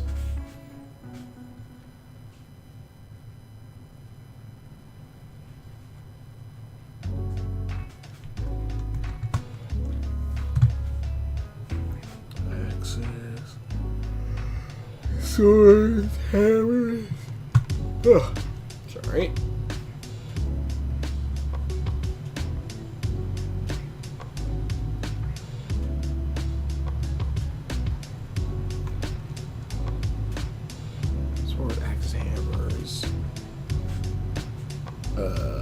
Stick with me here.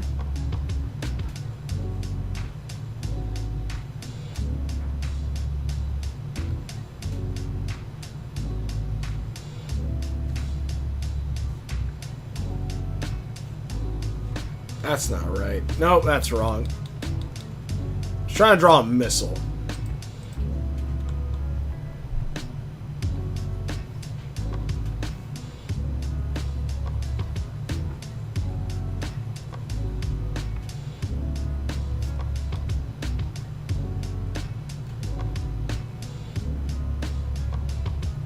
It's a bomb. And I think that should be kind of it. I could probably add more stuff later. Probably add some knickknacks and everything up here. But yeah. I'll probably add some. Yeah, I'll add more stuff later, but that's not bad like a classroom. It hints a little bit at what it's kind of about.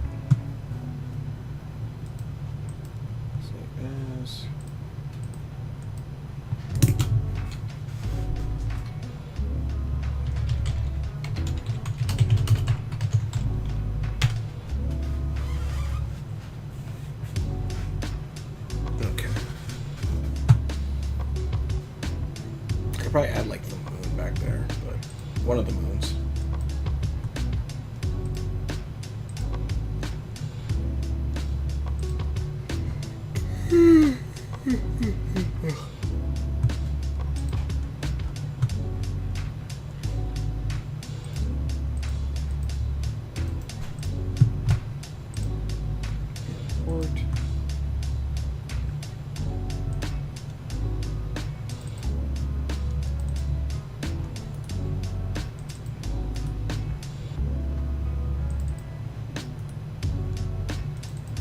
I'm trying to look for one of these backgrounds.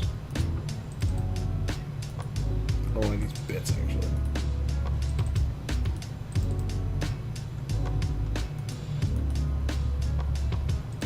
Is it characters?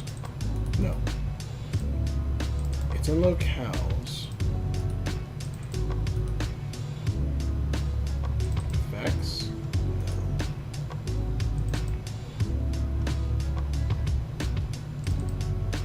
All the different ads. Yeah, because in the what is it? One of the areas there's a few ads when you look at the different places around Owl Town.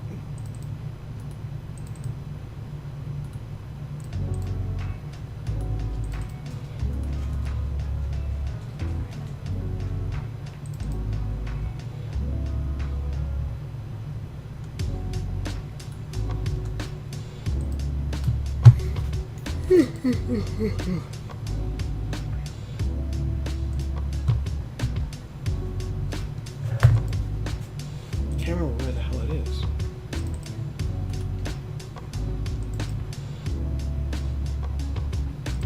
Oh wait, I think it's in Owl Town, Blood Red Forest. Yes. Here we go. Shit. That's not what I want to do. Redo.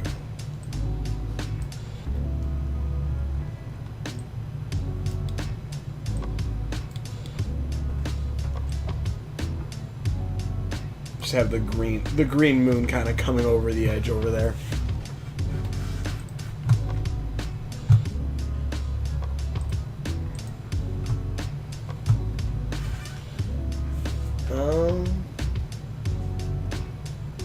It's not bad. Again, shares add later on stuff. DC Lord. Anything else you want to bring up about Kryptonians? Also, that like a lot. Apparently, there's a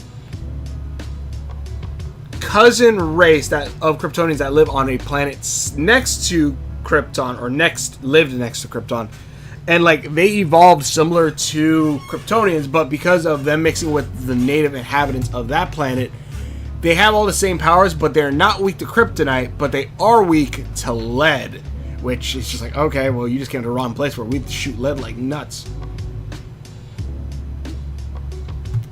But yeah. I think that adds a little bit of like character, I think.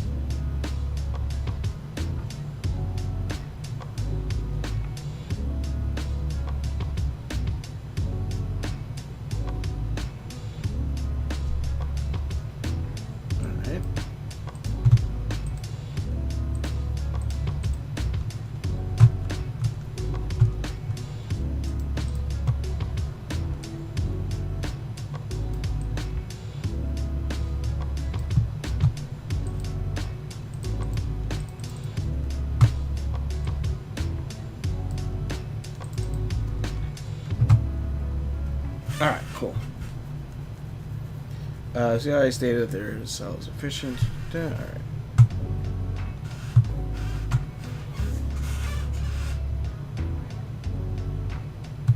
Alright. Well, we got 2 backgrounds done, which is actually going to help me a lot while making this. I'm sure, again, well, background done, quote unquote, but, you know.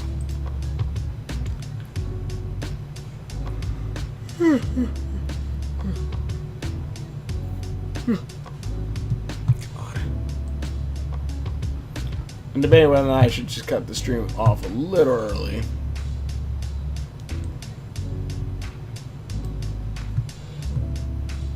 You see, Lord, sun, red stars usually have weak sunlight. Wait.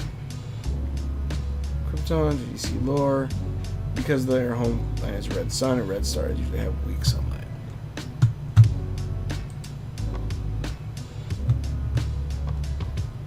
What should I do next? Because I am also kind of really tired. Kind of tired. Chat, you guys have kind of quieted down a little bit. I'm debating whether I should just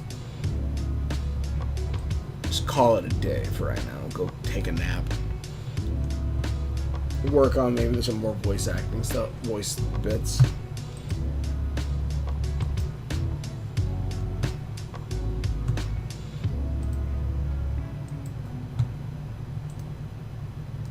For the power, for the gold. Yeah, you gave me a heart, but I'm here for your soul. I'm the only one to love your sins. Underneath your skin. Because I'm preaching to the choir. Can I get the mic a little higher?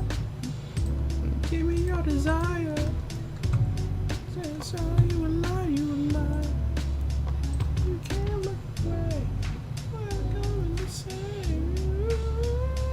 Running wild. Man, I'm all you need. I'ma be your idol.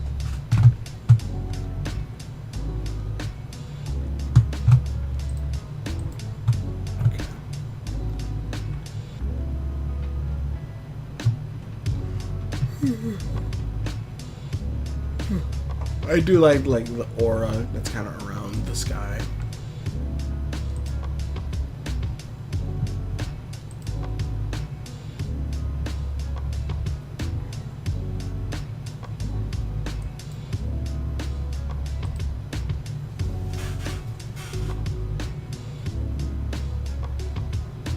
Building's massive.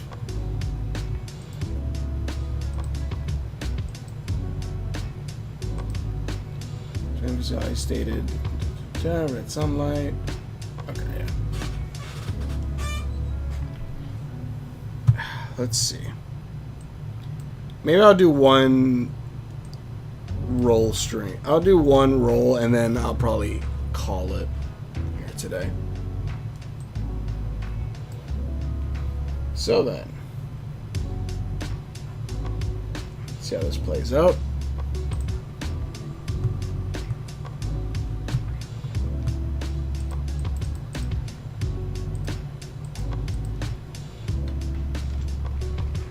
Doom! Okay.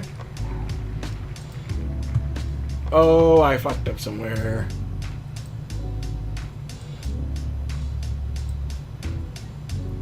Oh, I see where I see where I did that.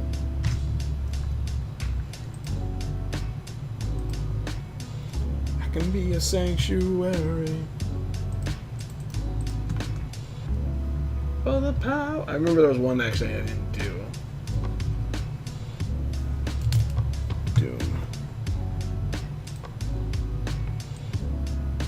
I'm debating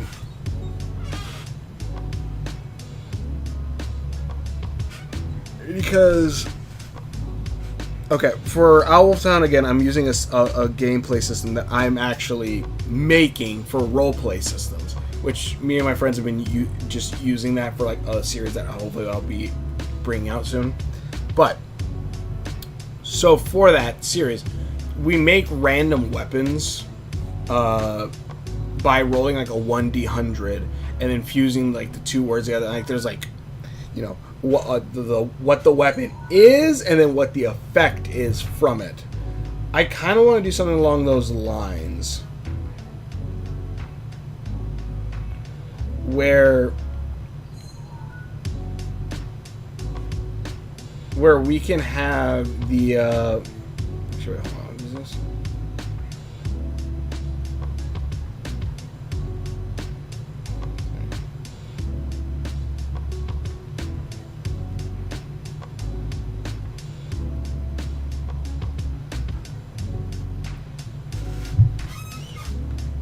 Where we take the item and then like we take like an adjective or whatever from it. I'm debating whether or not we should just do that next time instead of spinning the wheel, which I thought spinning the wheel was fun, but I think just doing the D100 would be a better one. And like I probably won't take like the thing out or whatever, but like that way we could have like the list for it and like the different effects. And again, I would say like, you know, give me an item of like and you know, a specific item, whether it be a sword, shield, whatever, and like we just put it down on the list. Maybe next stream or next drawing stream, I everyone's more active. Maybe I'll do that. But yeah, because right now with Doom, I don't know. Like I could still obviously do like another beast or something like that, but I kind of want to hold off on the beast for a little bit. I do have, actually, you know what? Why don't we do that for right now? Why don't we put down like, I'll show like all the beasts we have currently, because I've never put like a character thing for the beasts.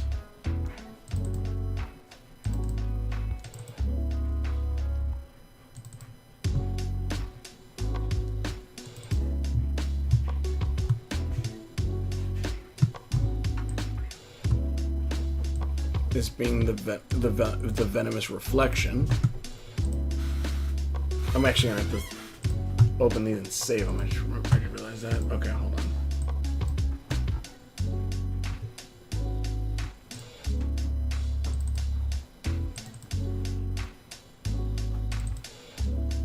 After this, I'm gonna go get some food. I am hungry.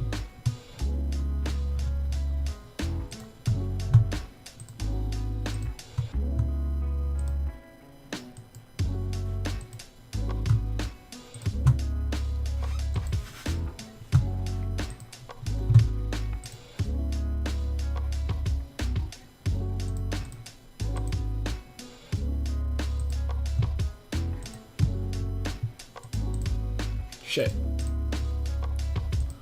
Hold on. Import images.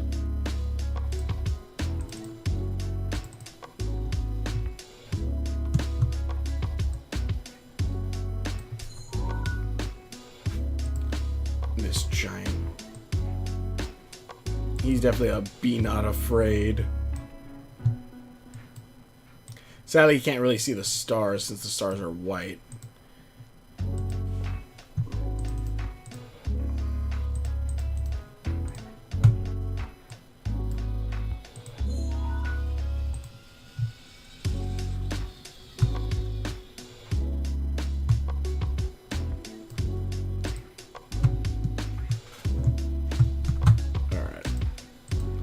I'm gonna grab all of these guys and put them into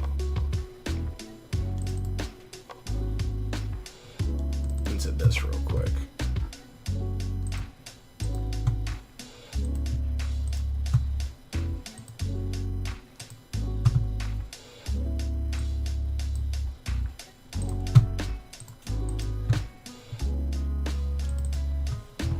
Just so we can show like how like all the beasts that we've made over the last few streams that we've done with these guys.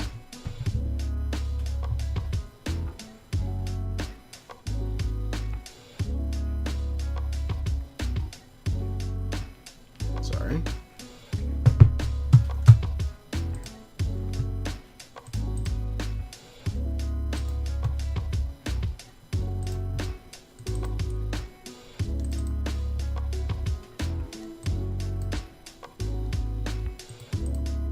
And also to kind of show the height, I guess, of these guys also.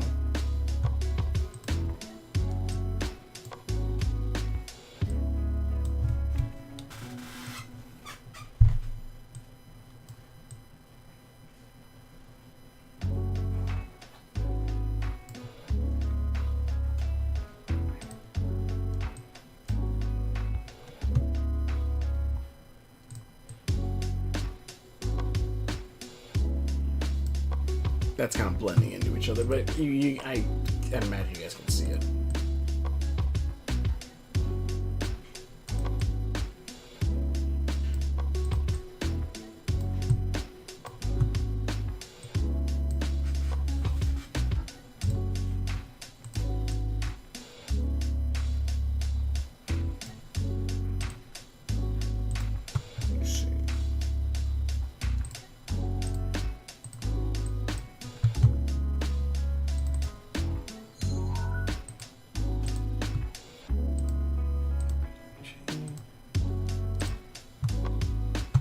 DC Evolved, okay.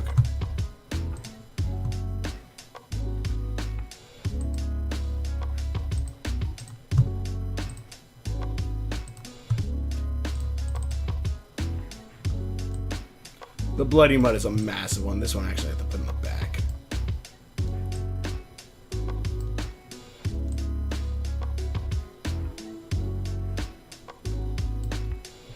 Yeah, this is just to show a bit of like the size between these guys, and like, again, just like I said, just to show off what we've done.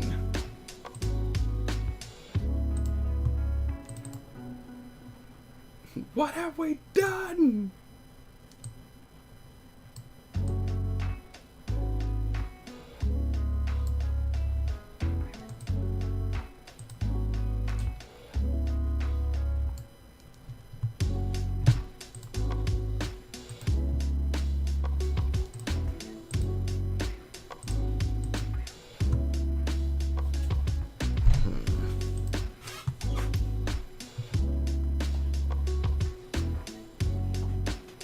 Oh, I just realized that guy can't fucking be in that picture because he'd be too big. The S icon of Superman, the first and earliest iteration of Superman, the S started as a first letter of his hero name in Earth English. Yep. And originally his outfit was supposed to resemble a strongman's outfit. But obviously that's changed over... Actually, no, I'm just going to add... Okay, I'm going to keep Doom in the wheel. Doom is still in the wheel, yeah. I'm just going to leave Doom in the wheel.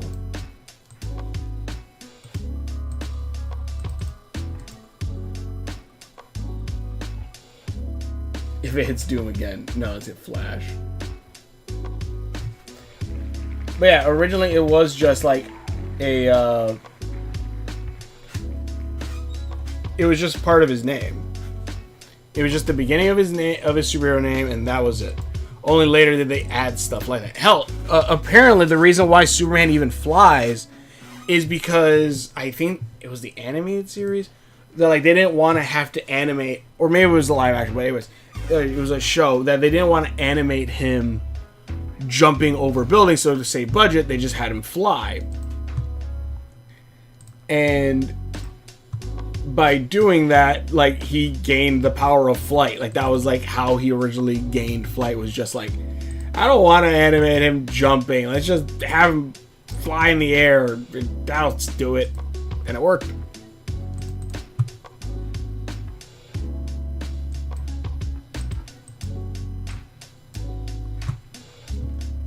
Which is really funny because like you see like flight as like is like kind of like almost the staple of Superman now.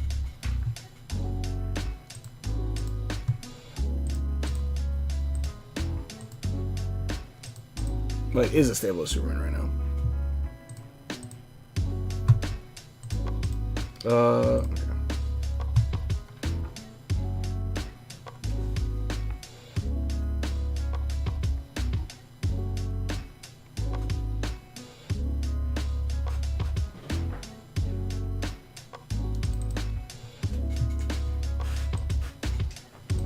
Okay. Sorry, I'm just checking all these. I gotta save all these as PNGs so that way then I can then put them up.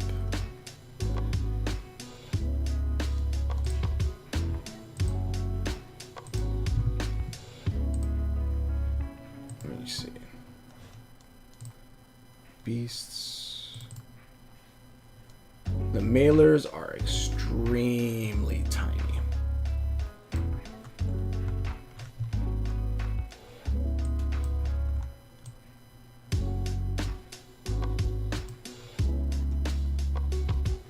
Mailers are extremely tiny beasts.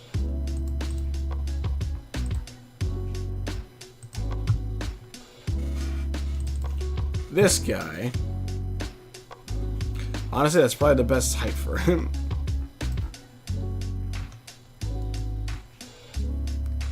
He's extremely large.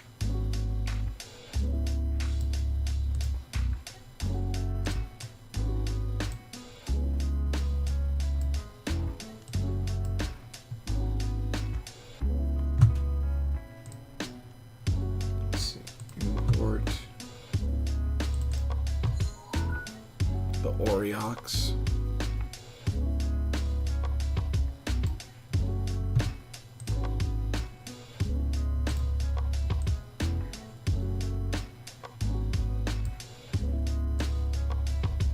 Oriox is slightly less tall.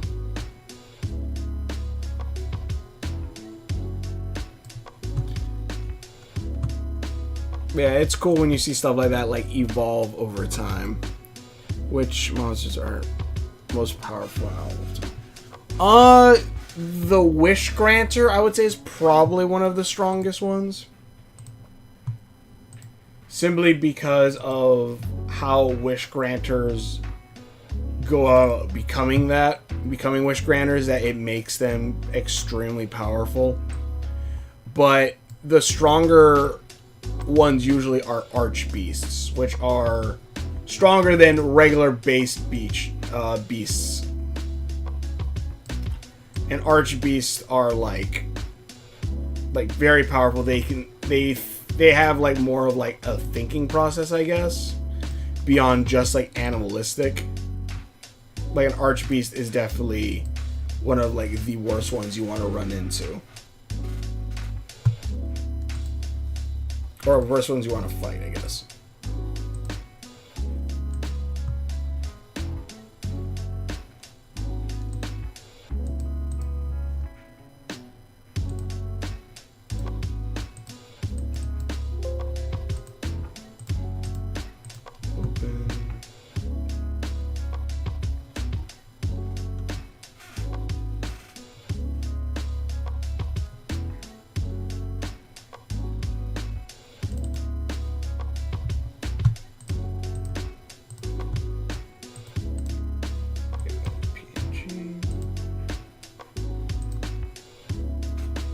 Until the first Superman movie was made, when the directors and writers made reinterpretation of the S symbol to be crest of elephant. Really? That came from the movie? That coincidentally happens to look like the letter S. Which, honestly, also, that is one of, like, the least insane things, I would say. Of, like, oh, yeah, on a separate planet, that it's a possible that, you know, if they developed writing, that maybe their symbols will look similar to our symbols. I'm sure you can find some stuff like in like Cantonese and stuff like that that look like English letters, but you know, aren't.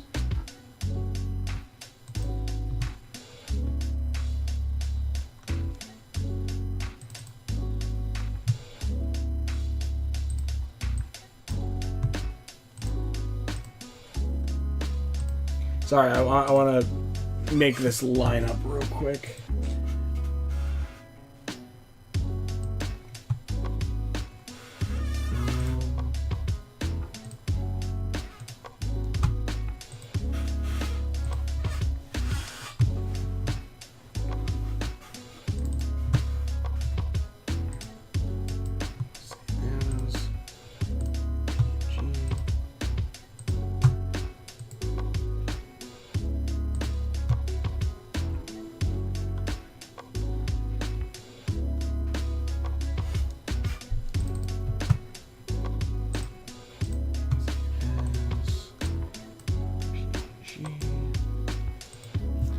New theory, Bara becomes a lizard android 21.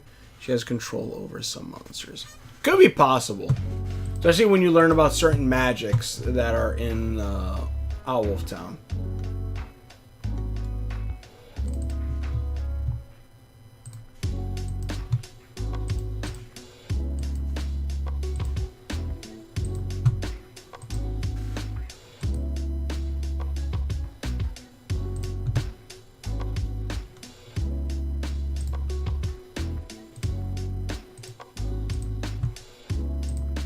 Which, trust me, there's going to be an episode where it talks about some of the magics a lot more than what's been said or shown. And should be soon. Actually, did I? Okay. This is the last one. Actually, I think second to last one.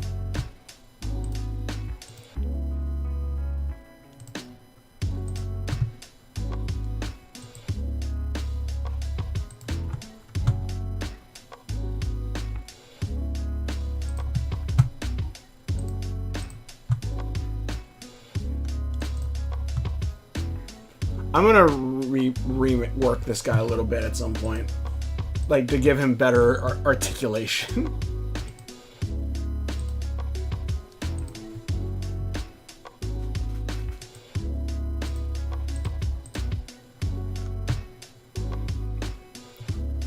Let's see. Hold on. I grab you guys and I shrink you.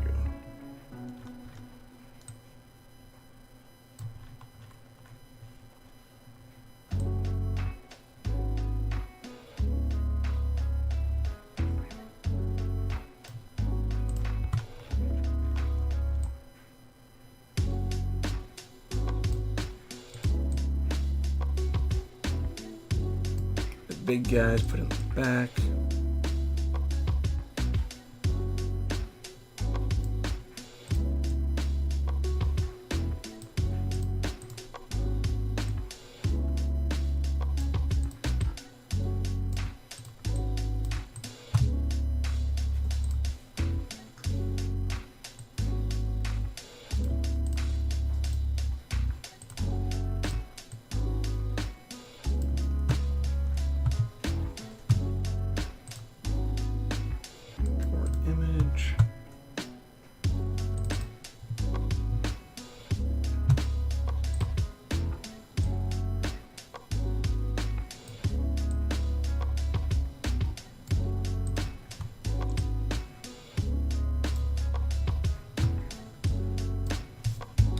It's alright.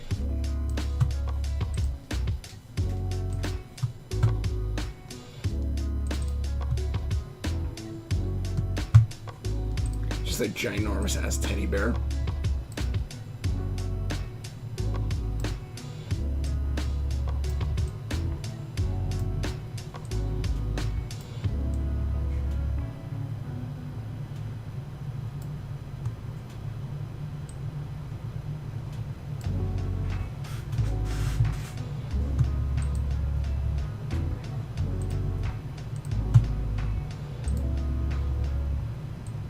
Alright, let's see here. Fox, do you remember the scene from the movie Man of Steel? Lois, well, yeah, as was the S4, he says the symbol stands for hope, and then but here on Earth it said letter S. Yeah, I remember that. Which arc is more crazy and emotional, Hope Punk or Bara's Monster Arc? Bara's Monster Arc I haven't gotten through yet. Hope Punk is definitely gonna have, I would say, a pretty good one. Which also, like, after watching Superman, her name being Hope Punk, I think fits still 100% well.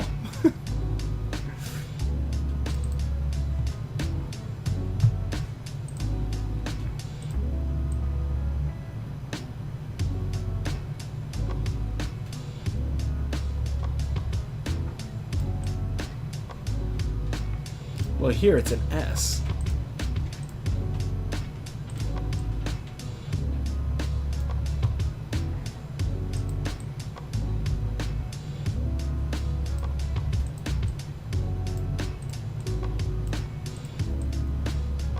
Yeah, Bara's one I would still have to work on more of. But the Hope Punk one I know it will be a pretty good. Will definitely be a pretty good one. Seeing that storyline.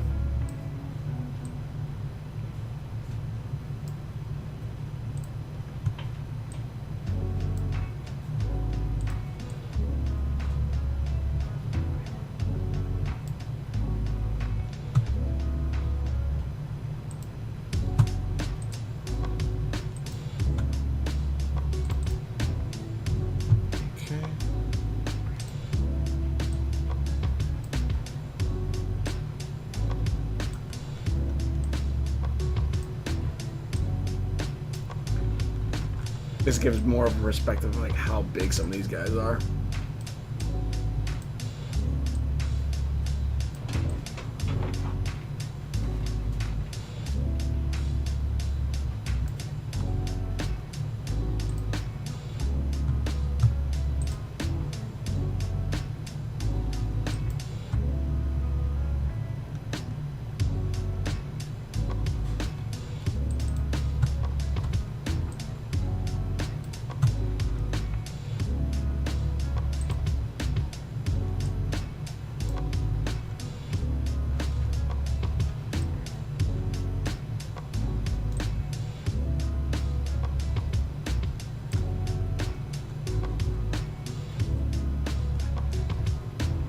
Yeah, I'm gonna leave the mountain pass off of here because he's literally mountain size, so he's not even gonna really fit here. Just know he's bigger than most of, if not all of this.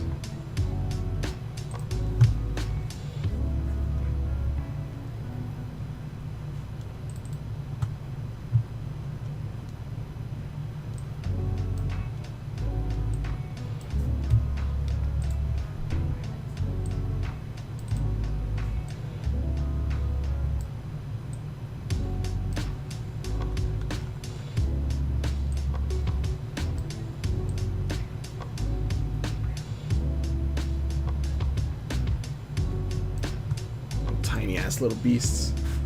Kevin Feige confirmed that after Secret Wars, MCU is rebooting itself. Oh, really? Spider-Man will be a total street level story. Interesting. And really, so they confirmed that they're rebooting it? That's... oh, wow. Nick revealed the first look at Avatar 7 Havens, and it looks very much like Saturday morning sci-fi cartoon. Oswald, Lucky Rabbit, Air Bud are getting new movies. Ooh, hell yeah. I'm excited for Oswald. But hell yeah, I'm excited for that. Especially since we haven't had like a sci-fi Saturday morning cartoon for like a minute. So I'm okay with that. New what if story, what if Bara as a monster met the divine puppeteer? It's possible.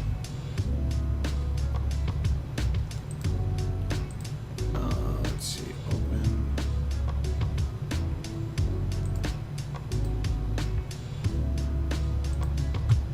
It is possible. If anything, the quote unquote the divine puppeteers thing could actually be the reason why she mutates.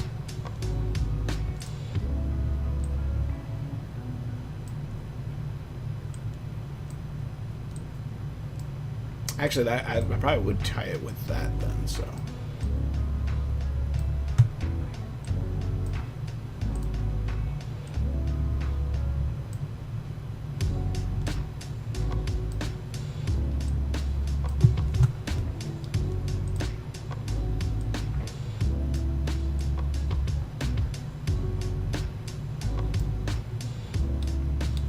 Oh wait, no, because yeah, it's supposed to be like where it can form into a helmet.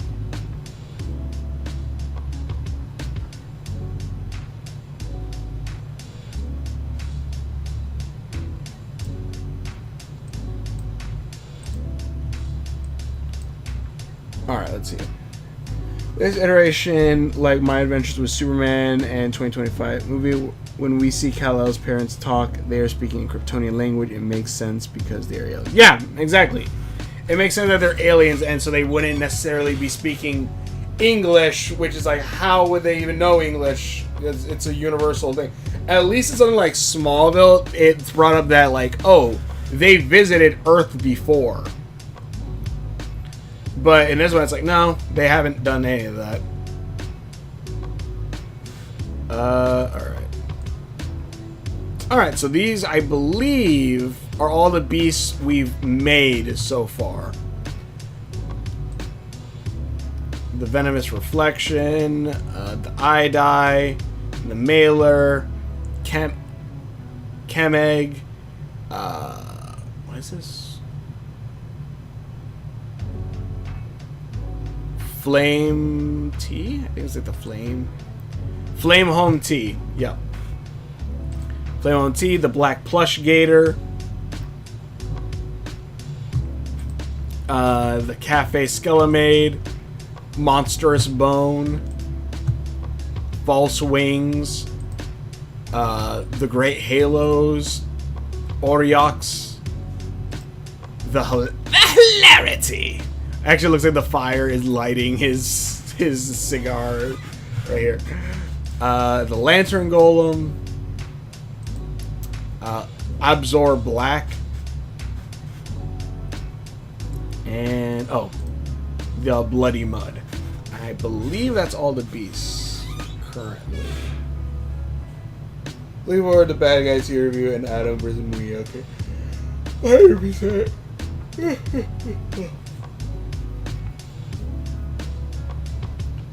Okay, they are speaking Kryptonian. Yeah, I honestly love that they're doing that, like the Kryptonian thing, because it is cool. I'm not saying they needed to have them speak English, but them speaking Kryptonian is pretty nice. And also, like, it added a lot to My Adventure Superman, where it's like, man, like, it looked like Jor-El wouldn't be able to talk to his son at all. But, you know, it's like, man, they wouldn't be able to tell him everything. I'm like, God, it sucks. And also, it leads to where, like, he was able to pop up and actually help Clark for a minute, and, like, they just didn't know, like, what he was saying. But, yeah.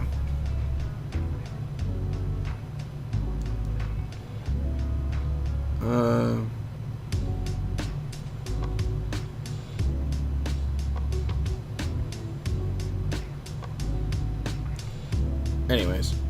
Alright.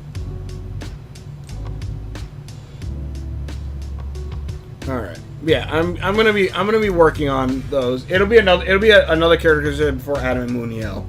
Just FYI. But yeah. I think we're gonna stop for today. I'm sorry, like I would usually go for longer, but literally, like, a lot of times that we do Friday streams, I haven't worked. So, like, I had the entire day to relax or do whatever, and then I stream. I'm kind of dead tired today.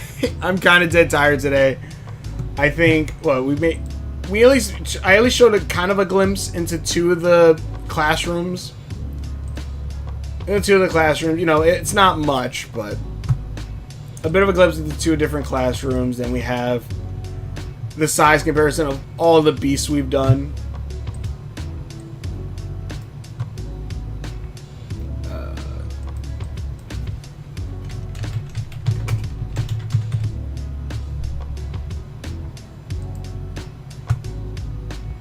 Actually, let me see. Do I have another one? Hold on. Oh no, those are those guys.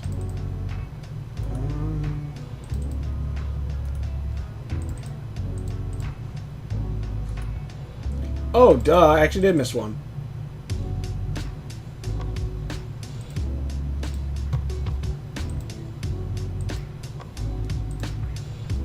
I forgot about the Seisei Blade, but I still have to finish, technically, because I gotta finish the totem.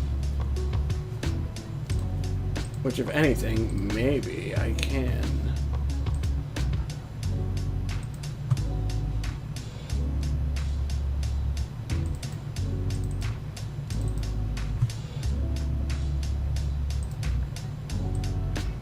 Technically, it's a living weapon, but it's still a beast.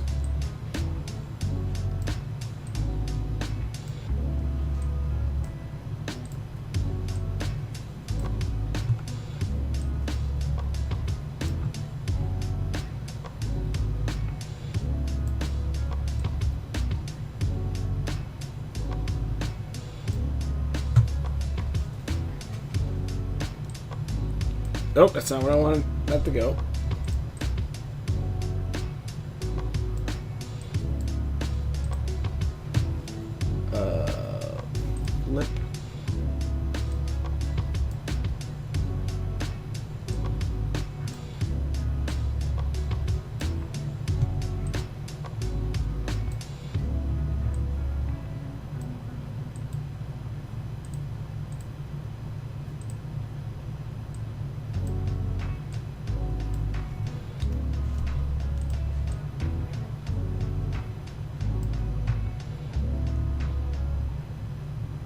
Alright. But, yeah. Okay, but... yeah, I think we're gonna end it for today. Sorry that this is a much shorter stream, but I'm just gonna go lay back and relax. I'm gonna do the character comparisons. I'm gonna be getting those other videos stuff out. I'm gonna try to get that superhero short out soon, hopefully. I just gotta finish some other stuff. But thank you all so much for watching. Thank you, Styro. Thank you, Inu. Thank you, Seth, who popped in for a second. I apologize that this stream's a little short. It's a lot shorter than the other ones, but I will be getting to doing more videos soon as well as other things, and maybe do some more spins.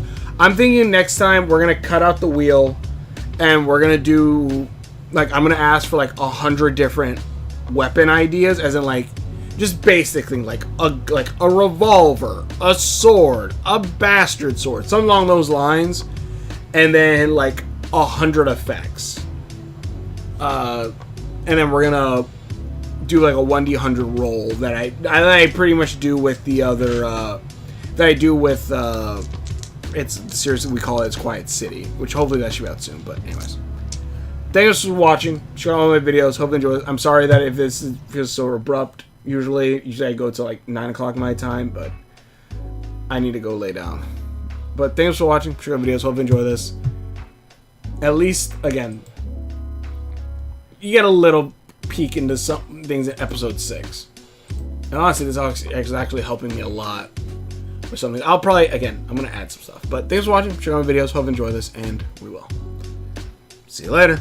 And thanks again. And Inu, let's talk more about Superman Monday. Alright?